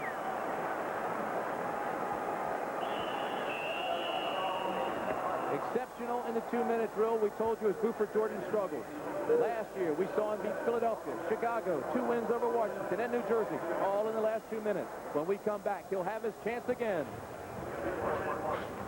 If you love a sensational chicken sandwich, Welcome to Arby's. if you love plump, tender, juicy, all-natural breast of chicken, Welcome to Arby's. and if you'd like it topped off with crisp lettuce, creamy mayo, served fresh on a poppy seed roll, Welcome to Arby's. You're right where you belong. Arby's all-natural breast of chicken sandwich. Chevrolet, taking charge. Chevrolet Caprice Classic, one of the world's great automotive values. And for 13 years in a row, the full-size Chevrolet has been the best-selling car of its kind. It's easy to see why. Compare Caprice's deep cushion comfort, its ride, its full-size room, and its affordable price. You can, of course, spend more for a car. But why in the world would you? Chevrolet, And you. taking charge. The United States Football League is an exclusive presentation of ABC Sports. Today's game has been sponsored by Chevrolet. America's on the move, and Chevrolet is supplying the wheels. Chevrolet and you taking charge. By Lowenbrau. When you want the taste of a truly great beer, there's really only one. Tonight, let it be Lowenbrau. And by IBM and the new IBM PC Junior, a bright little addition to the family, designed by IBM to make computing easy for everyone. New Orleans Breakers. He's calling the offense now. He has 2 minutes to work. 24-17 is our score. Shotgun, quick release. That's Charlie Smith. Charlie Smith out across the 45, close to a first down. He's got it. Larry Friday pulls him down after he has the first down. I thought we were going to see the hook and lateral there for a minute. Charlie Smith catching the short hook route. Back to work goes Johnny Walton out of the shotgun. We're down to 1 minute, 50 seconds left. Again, it's Charlie Smith to the 40-yard line. There's a flag. It's called on Larry Friday, the defensive back. Last year, we televised the Boston Breaker Philadelphia game. One of the most exciting games I've seen in a long time. Walton's pass to Charlie Smith was tipped in the end zone. Frank Lockett made the catch as time expired. Johnny Walton from the shotgun throwing to Charlie Smith, and he's hit hard by Larry Friday, the free safety man, number 27. Looks like personal foul, Tim. Personal foul. Unnecessary roughness, number 27, White. First down. It was Larry Friday, number 27. First down, New Orleans. 1 minute, 45 seconds left. They trail by 7. And keep in mind, this is a 2-point league. They can go for the 2 points for the win. I don't know if I'd want to be Dick Torrey right now. That'd be a tough decision. 43,984 fans at the Superdome. On 1st and 10. Walton reloads, pumps, throws deep. The pass, incomplete. Intended for Frank Lockett. Great coverage by Jeff Delaney, 41, and Larry Friday, 27. Frank Lockett, who we spotlighted at the top of our show, says that no man on earth can cover him man on man. Well, he's got 2 of them covering him right now, Friday and Delaney, number 41 and 27. You talk about this being a game of inches. Look how close that is to being a touchdown, Tim. Frank Lockett's brother died of a brain tumor just prior to this season. Frank says he's playing for 2 and credits his brother as the incentive to carry on. It is 2nd and 10 for Johnny Walton. He throws deep. Charlie Smith, touchdown, New Orleans.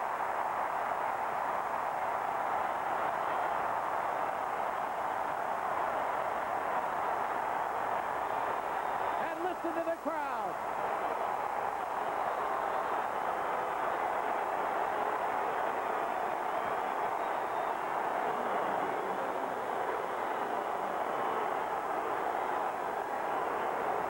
Johnny Walton, as he has done so many times in the past, rallies his team here. He's throwing to Charlie Smith to the corner. Smith beats Larry Friday, number 27. And look at that as he concentrates and holds onto the football, juggling it into the end zone. Tim Mazzetti on to try the extra point. He has never missed an extra point in the United States Football League. It's good. We've got a tie ball game with 1 minute and 34 seconds remaining. Well, Johnny Walton to Charlie Smith, the 2 that played with the Philadelphia Eagles before the Breakers. We've got a ball game.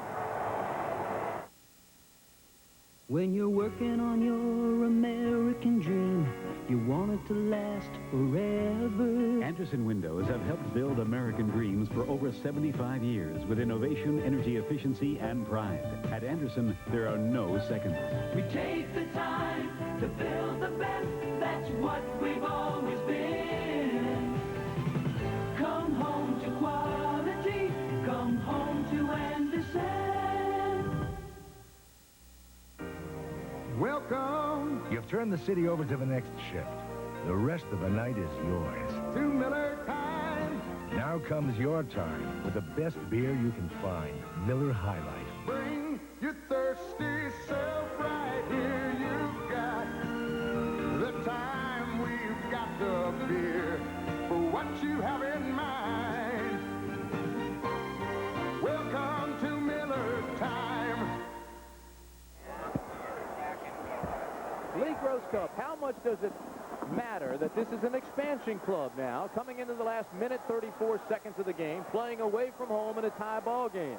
You're playing against a club that is 5-1, much more experienced than you are. Do you think win, or do you think trying not to lose? That's an excellent point. I think that playing for a coach like Joe Pendry, that they're going to be thinking win. And also they have really come of age in the last 2 or 3 weeks in many, many ways. Tim Mazzetti to kick off. It'll be fielded by William Miller at the 1. Oh, he's nailed at the 10. Great hit by Anthony Steele.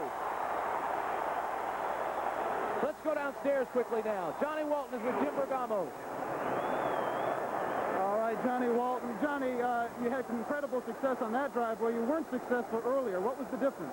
Well, I think we know we had our backs up against the wall, and we had to do the best we could. So, you know, we set the motto last year that we're never going to give up. You know, when you come to see a football game here, we plan to play the whole 60 minutes. So, you know, it results to a touchdown. Thank you very much, Johnny. Back up. Len Corona, the quarterback. He's having his best day as a pro. First and 10 from the 12 with 1:31 left in the ball game. Stumbles as he comes out from behind center. Gets it to Mike Rozier. Rozier takes it out to the 14-yard line. And let me tell you that Rozier had his knee packed in ice during that last New Orleans Breakers series. There's a guy that knows the difference between pain and injury. Well, that scoreboard tells the story. You can play with pain. You can't play with injury. 2nd and 7 from the 15. Toronto. Jackie Flowers. Great defensive play. Lindell Jones, number 23. Stayed in his hip pocket. Played him inside out. Made the read. Here is a key defensive play for the New Orleans Breakers. Watch number 23 cornerback Lindell Jones as he bats the ball away from Jackie Flowers, number 84, and that has been the most successful route for Flowers today. Listen to the crowd. Big 3rd and 7 from the 15 with 1 minute and 1 second remaining. Pressure. Almost intercepted. Great play by Junior Ayew. Number 77. He comes in on passing situation. Played 10 years in Montreal. He grew up and lives in the off-season in Hawaii. He's out of Arizona State, and he almost had an interception. Junior Ayew, who played for Frank Kush at Arizona State, in there on passing situation, almost has an interception on the swing pass intended for Mike Rozier. How close that was. And now the pressure switch to the other side. Larry Swider will punt it away.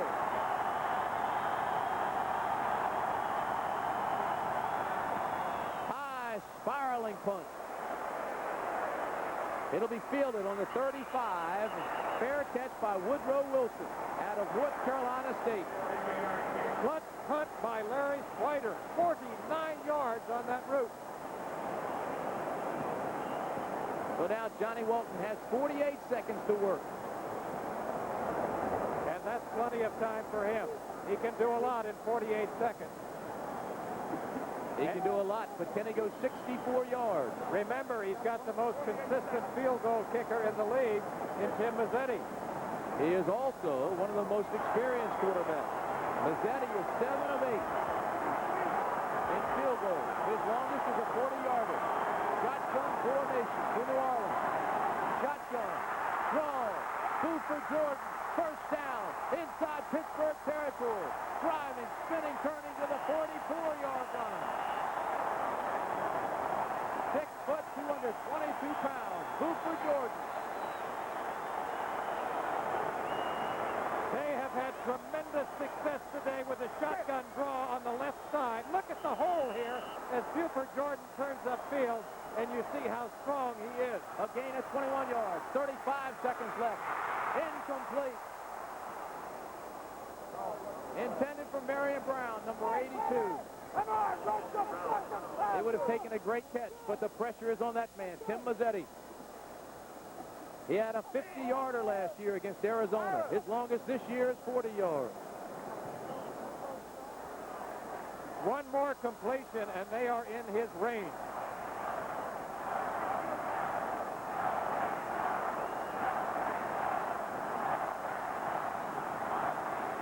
Second and 10. Walton calls for quiet. Buford Jordan almost explodes out of there. Mike McGibbon, the linebacker, takes him down. We've got 26 seconds left. Joe Pendry on pins and needles now. He knows he's walking on eggshells.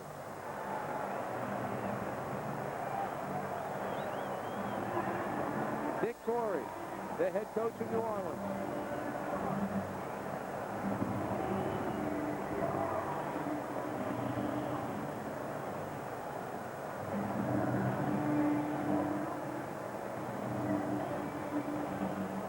Pittsburgh has 3 timeouts left. New Orleans just took its last one. 26 seconds left on the clock. So Johnny Walton has got to work the sideline. He's got to be ready for hurry-up football. And Tim Mazzetti may have to run onto the field in a hurry. Tim Mazzetti hit from 54 yards out in college. Had a 50-yarder last year against Arizona.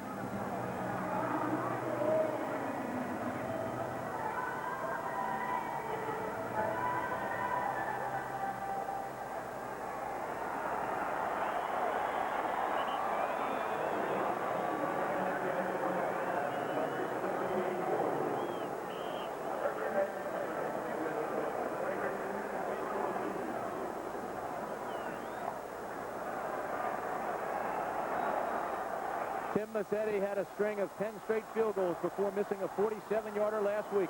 25 seconds left. This is Walton. Drops, throws, has a man. It's complete.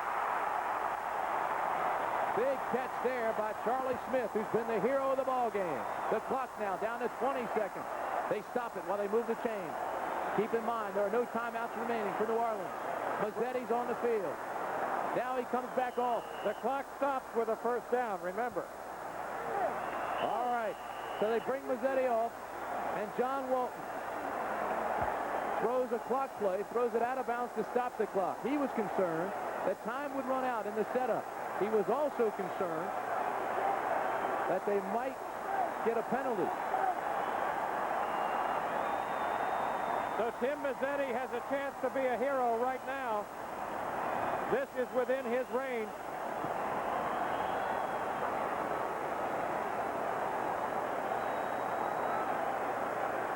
It'll be a 41-yarder. He's already kicked a 33-yarder in this ball game. 17 seconds left. The kick is up. It's long enough. It's good.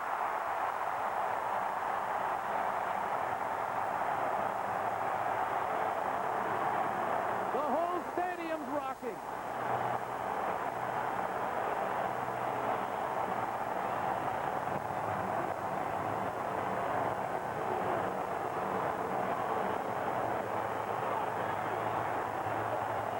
Mazzetti from 41 yards.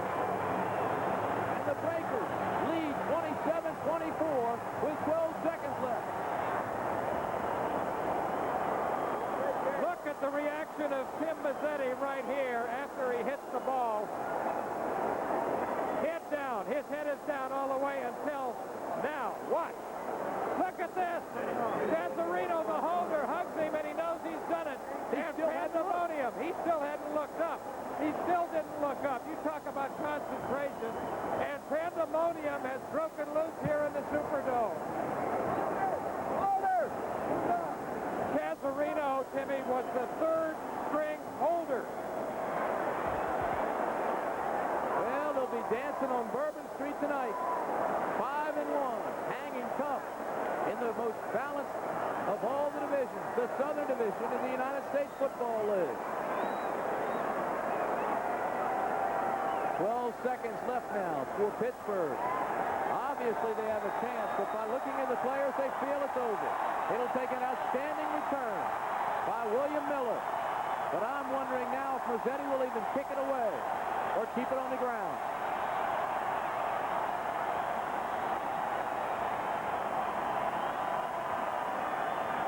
I think he'll squib it. Good kick it on the ground, try to have an up man take it.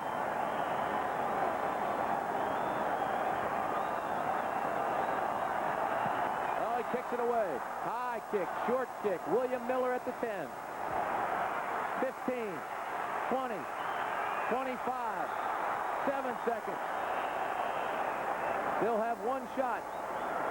Lawrence Williams made the tackle.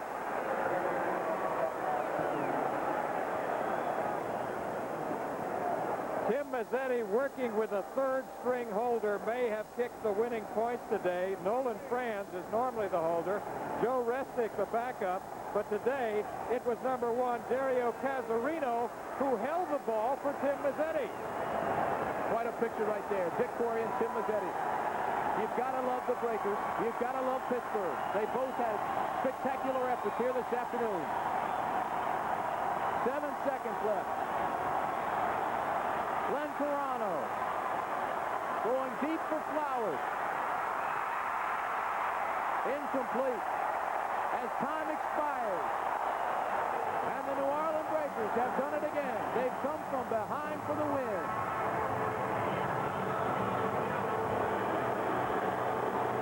That is the hero, Tim Mazzetti. Right now, Tim Mazzetti is with our sideline reporter, Jim Bergamo. All right, Tim, what every field goal kicker dreams of, kicking the game winner. How does it feel going in? In front of a home crowd, that makes it even better.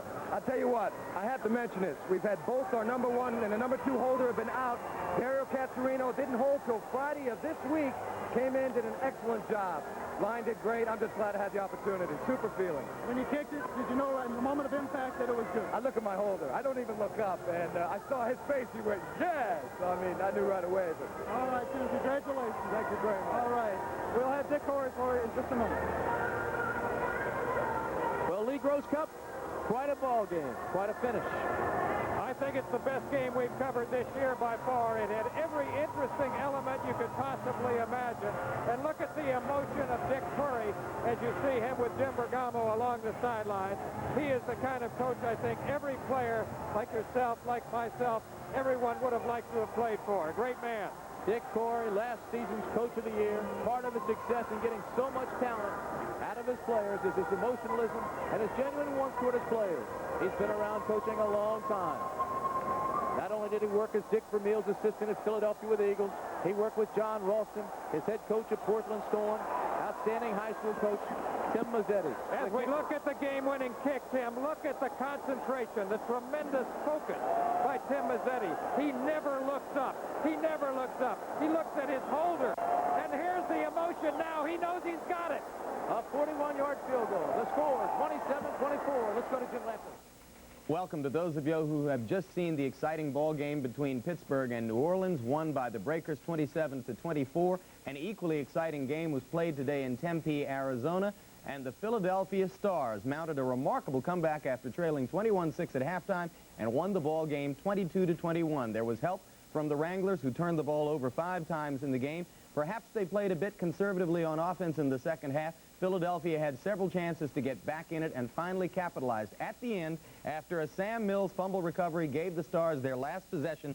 Chuck Fusina found Willie Collier with this touchdown pass wide open in the end zone, and that made it 22-21 Philadelphia when Dave Trout successfully added the extra point. The Stars moved to 6-1 and remained tied atop the Atlantic Division with the New Jersey Generals, who beat Memphis today. Pittsburgh and New Orleans, if you did not see that game, here's what happened. It was 24-24 with 12 seconds left on the clock. Tim Mazzetti kicked a 40-yard field goal to win it. Regular holder Joe Restic was hurt. Punter Dario Cassarino accepted the job and got the ball down cleanly for Mazzetti's second field goal of the day. And despite a remarkable effort by Glenn Carano, who had his biggest day as a pro, Pittsburgh fell to New Orleans, a team which, as Keith Jackson mentioned to the viewers on the throughout most of the country, New Orleans is a team that doesn't give up. Memphis was at New Jersey today to play the Generals. The Generals moved to 6-1 on the season with a 35-10 win, easily accomplished on the running of Maurice Carthan, who ran for 104 yards, the passing of Brian Sipe, who threw for 193 and 3 TDs. More than 43,000 were in the Meadowlands. Remember to be with us next Saturday at 3 o'clock Eastern, 2 o'clock Central Time for ABC Sports Beat with host Howard Cosell. 30 minutes later, it's the Professional Bowlers Tour, live from Windsor Locks, Connecticut for the $115,000 Greater Hartford Open. Then at 5 o'clock Eastern, 4 o'clock Central Time, ABC's Wide World of Sports will present the World Amateur Boxing Championship Challenge from Los Angeles, California. Mark Breland and Terrell Biggs head a U.S. team preparing for the Summer Olympic Games. You'll also see the World Short Track Speed Skating Championship from Peterborough, England. 13 countries will compete to try and unseat the champion Canadian team. Coming up next on World News Tonight Sunday over many of these stations with Sam Donaldson, a report on the mission to repair a satellite in space, and Dick Schaap will have a report on the efforts to save women's intercollegiate sports. Thanks for being with us. Travel arrangements made through United Airlines. The Night of Stars. First, Barbara Walters visits 3 extraordinary women: Joan Collins, Jane Fonda and Christy Brinkley. Then the stars continue to shine for Oscar, the 56th Annual Academy Awards, live. Hosted by Johnny Carson, all starting tomorrow at 8, 7 Central.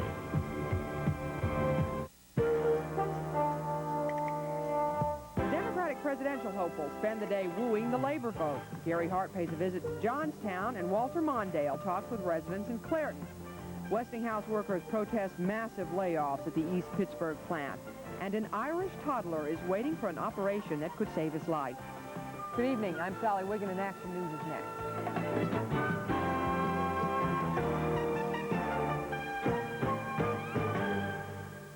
When Don Bailey talks about protecting the rights of our elderly, he means it. Don Bailey, Democrat, an advocate for Auditor General. In the next 5 years, 1 home in 23 will be damaged by storms. 1 in 21 by fire. But it's even more likely your home will suffer a different disaster, the hidden destruction of termites. Don't risk it. Call Orkin.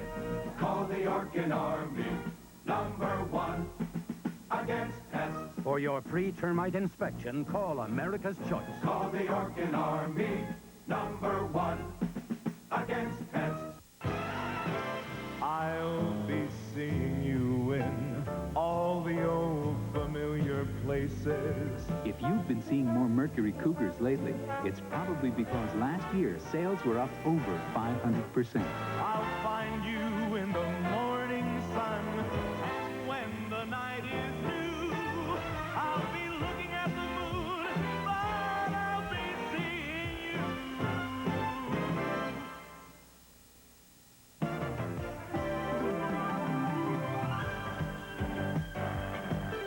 From Channel 4, WTAE-TV in Pittsburgh. This is Action News. Good evening, I'm Adam Lynch.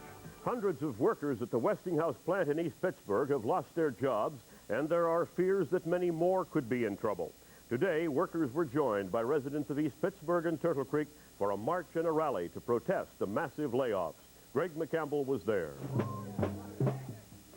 Residents, political figures, labor leaders, and workers who face layoffs and terminations marched from East Pittsburgh to the Westinghouse plant and then to Turtle Creek.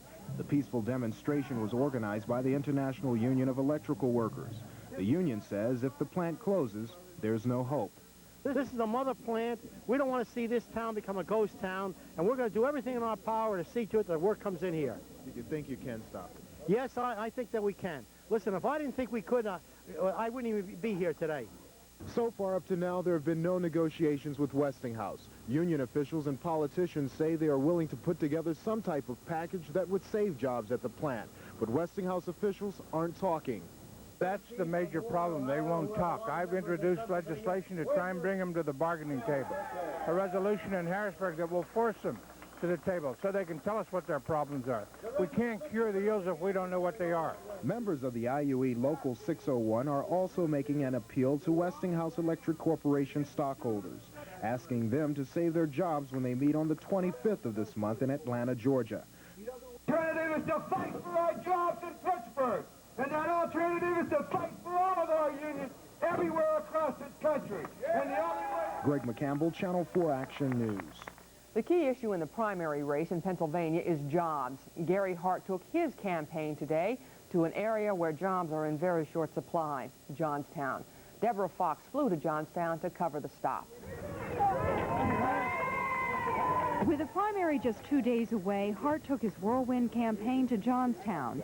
Polls indicate that many of the state's voters are undecided, so Hart has been trying to convince Pennsylvania voters that his proposals for industrial growth make more long-term sense than does Mondale's.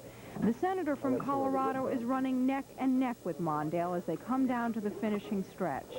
Johnstown is facing a multitude of economic problems. The most recent occurred on April 1st when U.S. Steel closed its plant here, so it seems entirely appropriate that a group of laid-off steelworkers from that plant got a forum with Hart today to question him on his economic as well as industrial policies. The questioning took place at the American Citizen Center. 8 unemployed steelworkers quizzed Hart mostly on how, as president, he would revitalize the steel industry. As President of the United States, I intend to bring the management and the workers and private capital relating to the steel industry into the Oval Office of the White House and negotiate an agreement. That agreement will be for the entire industry, or every element of it that wants to participate, including the workers. Private capital will be induced to invest in modernization of the American steel industry, particularly in Pennsylvania, because of government loan guarantees. The government will guarantee private loans, but the condition is that every cent of those loans has to be put into modern equipment and modern plants and training of workers like yourselves. The steel workers, most of whom favored Hart before his campaign stop in Johnstown, were satisfied with his proposals for the steel industry. I feel that he may be able to help us if he gets into office. Yeah, I'd vote for him, yeah. Did Senator Hart satisfy your question? Yes, yes, he did. Nice to see you. Nice to see you. Hart then flew off to Philadelphia for more campaigning there. He's expected to come back to Pittsburgh tomorrow. From Johnstown, Deborah Fox, Channel 4 Action News. And Walter Mondale was also campaigning in southwestern Pennsylvania today. Mondale was stumping for votes in Clairton, an area hard hit by layoffs in the steel industry. After attending Mass at a community church, the former vice president talked with residents and the media about the steel industry in this area, and he outlined a plan that he says can save it. One, you got to get these deficits down so our interest rates come down, and then the unfair advantage that other countries get because of currency values will disappear. That's very important. Secondly, we've got to be promoting American exports more than we do. And thirdly, we got to get tougher on unfair trade. Later in the day, Mondale made a whistle stop in Middletown, PA, where he called for a shutdown of the 3 Mile Island nuclear plant and expressed his opposition to the construction of any more nuclear plants in the United States. U.S. foreign policy was the topic of Jesse Jackson's campaign stop in Erie last night. Jackson addressed a crowd of more than 3,000 at Gannon College.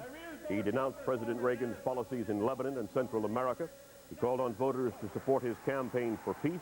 The Reverend Jackson also spoke out about what he called the lax laws governing the ownership of handguns in the U.S. Jackson says he feels Pennsylvania is a key state where his Rainbow Coalition could come together next Tuesday in the primary. And as the candidates work their way across the state, selling themselves to the Democratic electorate, our Action News poll is tracking their progress. The overnight tally projects an extremely tight race between Mondale and Gary Hart. Mondale is 42%, Hart 39%, Jackson 13%. 5% of the voters say they are still undecided. And the front-running candidates seem to appeal to entirely different age groups. Gary Hart seems to be the favorite of voters up to the age of 30. Our poll shows him 30 points ahead of Mondale in that bracket, with Jesse Jackson showing support from 20% of those polled. But voters over the age of 60 say differently. 52% of them favor Mondale, 33% Hart, 8% of them are for Jackson. Telephone polling is going on right now, and we'll have the latest research for you tonight at 11 o'clock. Sally? Tomorrow, the official vote count in the United Steelworkers presidential election begins. Acting President Lynn Williams, who replaced the late Lloyd McBride, says he's won the race, but Union Treasurer Frank McKee hasn't given in yet. McKee is charging that everything wasn't above boards in the balloting, particularly in Canada. Williams is Canadian. In more steel news, a federal judge has ruled against U.S. Steel and in favor of workers. U.S. District Judge Carol Mansman barred U.S. Steel from pressuring its employees to sign waiver forms in which they gave up their rights to file age discrimination suits in exchange for higher pensions. The Equal Employment Opportunity Commission says its investigation of age discrimination at U.S. Steel was hindered by the use of those forms. Still ahead on Action News, those new security measures at the White House were put to the test again. And the astronauts aboard the Space Shuttle Challenger have run into some problems with their satellite repair plans.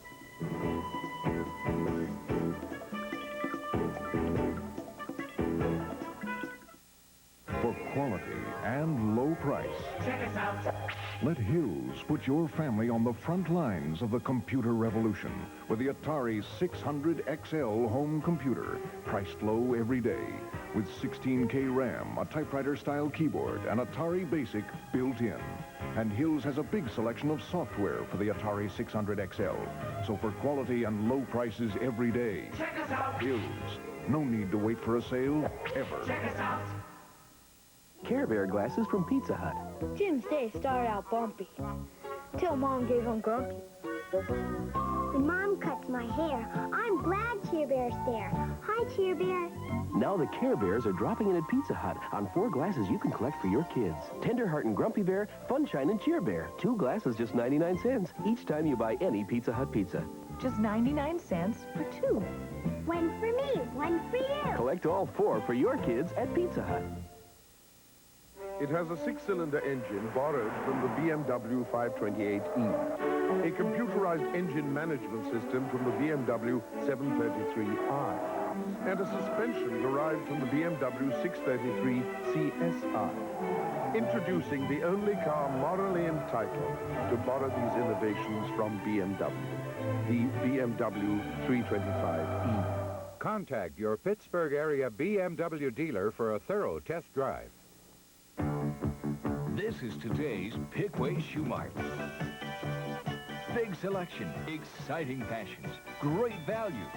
Imagine spring fashion shoes this new. Spectators, slings, quarter straps, ready to give you that new spring look. Your choice of 4 styles, only $11.88. 2 pair, $20. Better plan a shopping trip to a nearby Pickway Shoe Mart this week.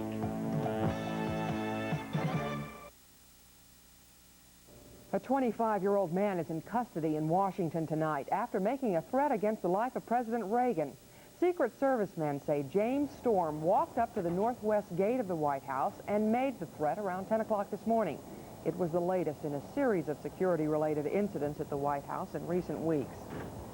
2 escapees from the Dauphin County Prison in Harrisburg are back behind bars tonight, but 4 of their fellow escapees are still at large, and authorities describe those men as dangerous and very desperate.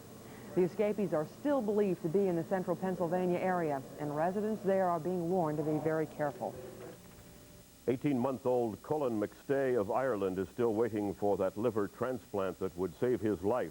Doctors say the boy has only a few months to live unless the operation is done.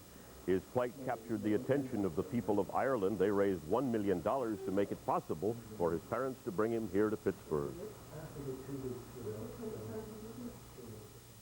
So many children are trying to get accepted onto the transplant program in Pittsburgh from all over the world that if they offer you a definite date for admission, you can't turn around and say, well, sorry, we haven't the money now, but can you take us in 6 months? You have to take that date. And at that stage, we had no definite commitment from the health department in Ireland to fund it, so we had to actually go and try and raise funds ourselves. We have more hope now for Colin's future. We are aware that, you know, things can go wrong and that he only has the same chance as any other child, but through the help and the kindness and the moral support that we got from other people, we do feel a lot happier, and we're glad to be here.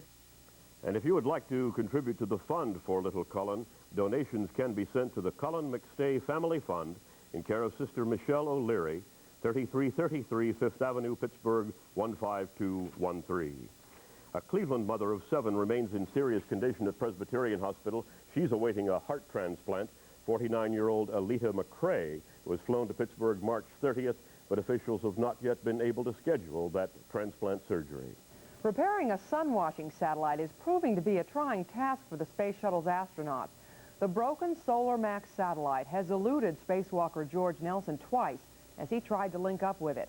Then the shuttle pilots tried to grab and stabilize the satellite with Challenger's mechanical arm, but that didn't work.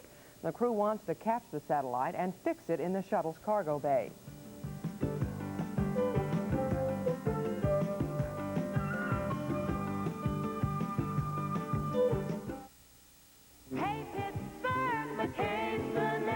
You've got to be there to believe it. The McCain Advantage sale at McCain Chrysler Plymouth Bloomfield. The McCain Advantage features Plymouth Reliance from $76.88.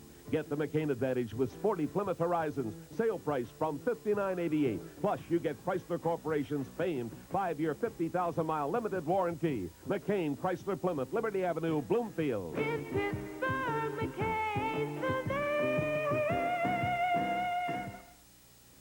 At 84 Lumber, we're open when you need us. 84 hours a week, including weekends. The same professional sales associate helps you plan your project from start to finish.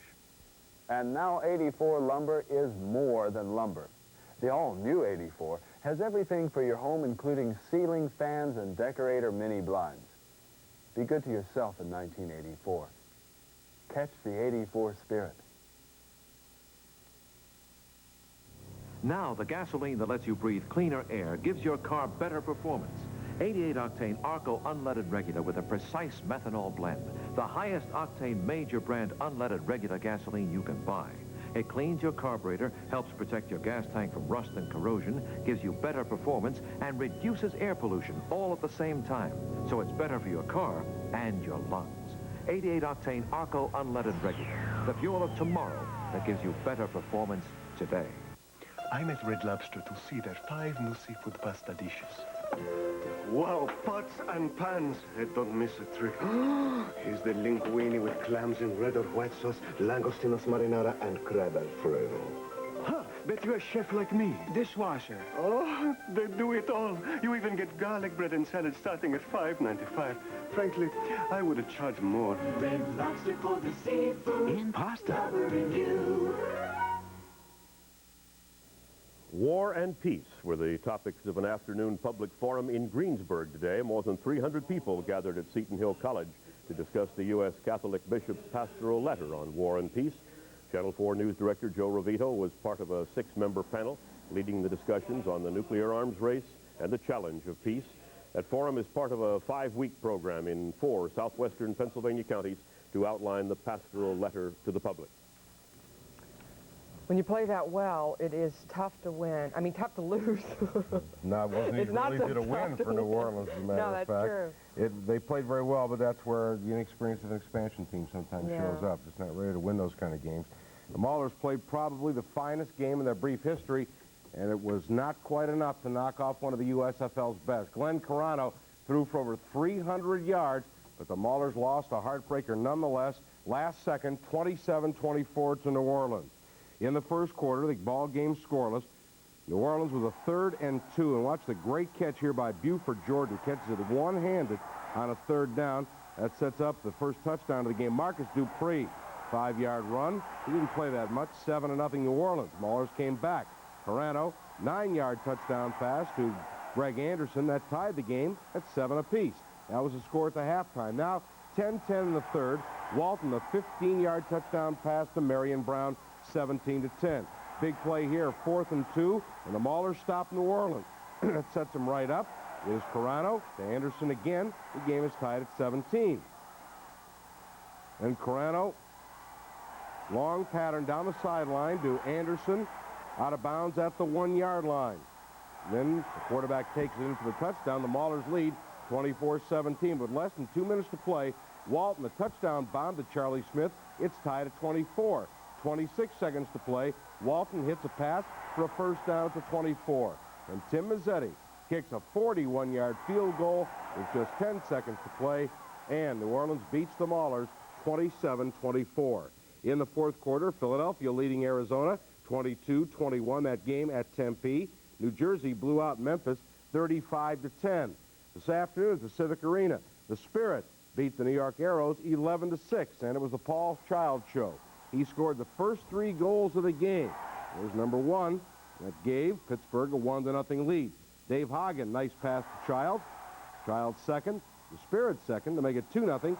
Child again to make it 3-0. And then Dave Hagen got tired of assisting. He decided he'd get one on his own. That made it 4-0, and the Spirit wins easily over the New York Arrows 11-6. Fernando Valenzuela's earned run average may soon approach his waist size. The Pirates are having no difficulty with the Dodger left-hander as they go for a weekend sweep in L.A.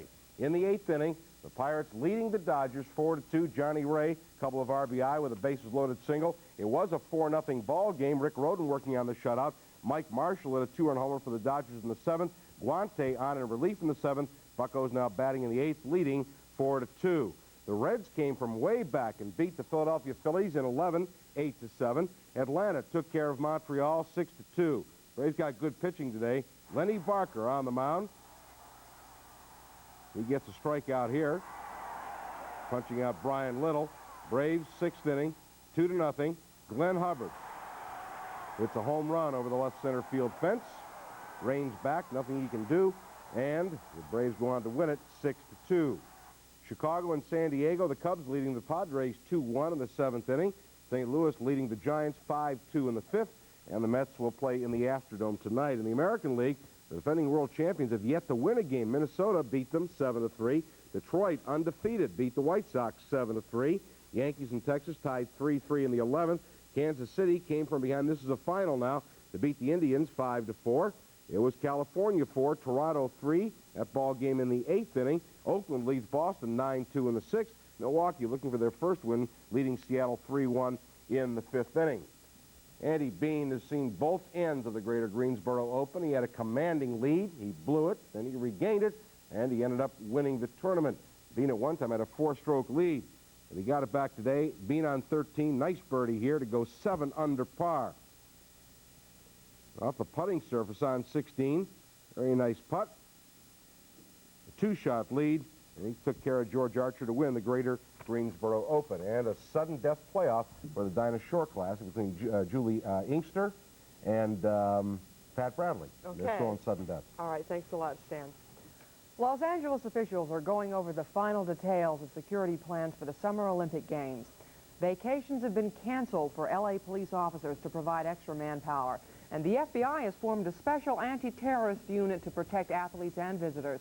More than 50 agencies are taking part in the massive security plans for those games.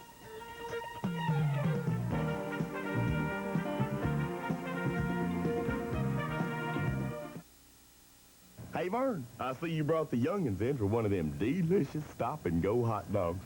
They're hot and plump and juicy, and they're priced low every day, too, know what I mean? Okay, who got the mustard and ketchup? And who got the onions and mustard? And who got the relish? And Vern, I bet you got that chili dog. Don't you want yours? Well, pay the lady. If you were creating a wine for your own taste, you'd start with Concord grapes. You'd add rain, sunshine, and cool breezes at night. At the peak of ripeness, you'd press the grapes into a fragrant wine with a hint of sweetness. If you were creating your own wine, you'd create this wine. Cream White Concord from Manischewitz. We make wine with you in mind. For bugs or termites, Americans rely on one company far more than any other. Orkin. Orkin. Orkin. Orkin. Some choose us for our guaranteed service. Orkin. Some for our famous chemicals. Orkin. And some for our special care around kids and pets. Orkin. But whatever the reason, far more Americans choose Orkin Army Pest Control than any other. Orkin. Call the Orkin Army, #1 against pests. Still confused about buying a new car? At Beyond Sable Lincoln Mercury, your satisfaction reflects our pride. Our sales have doubled. We have 4 acres of cars, everything from Lynx to Lincolns, and our sales consultants will assist you in negotiating your best value with no hidden charges. Quality sales, quality service. Beyond Sable Lincoln Mercury, conveniently located on Business Route 22, adjacent to the Monroeville Mall marquee. Make a commitment to quality. We have. It may be midweek before New Jersey residents can return to their homes. More than 5,000 were forced to flee last week because of flooding. Damages have been estimated at more than $40 million. And state officials have asked President Reagan to declare northern New Jersey a federal disaster area. Around here, we had beautiful sunshine for most of the day, and then our old friends, the clouds, came back. They're not our friends, actually. What do you want, Adam? What does Adam want? Sunshine and spring, that's what I want. Beautiful day today. Yeah, it was pretty nice. We'll have a pretty nice week. A few sprinkles here and there, nothing serious. Pretty nice week. A little on the cool side, but what else is new? We had a low of 29 overnight and a high of 58 degrees on an absolutely glorious day. Normals are 37 and 58, so we're only 4 degrees below normal today. Right now, skies are partly cloudy. Visibility is 15 miles. And the temperature, 53 degrees. Humidity, very dry, very low, 27%. Winds are east at only 9 miles per hour, and the barometer steady at 30.18. What an absolutely gorgeous day. On the satellite photograph, well, there you can see what's happening. We had a beautiful day. It's beginning to cloud up now, and there's a large storm system in through the central part of the United States, all the way from the northern plains right down to the Gulf, where they have some very severe weather.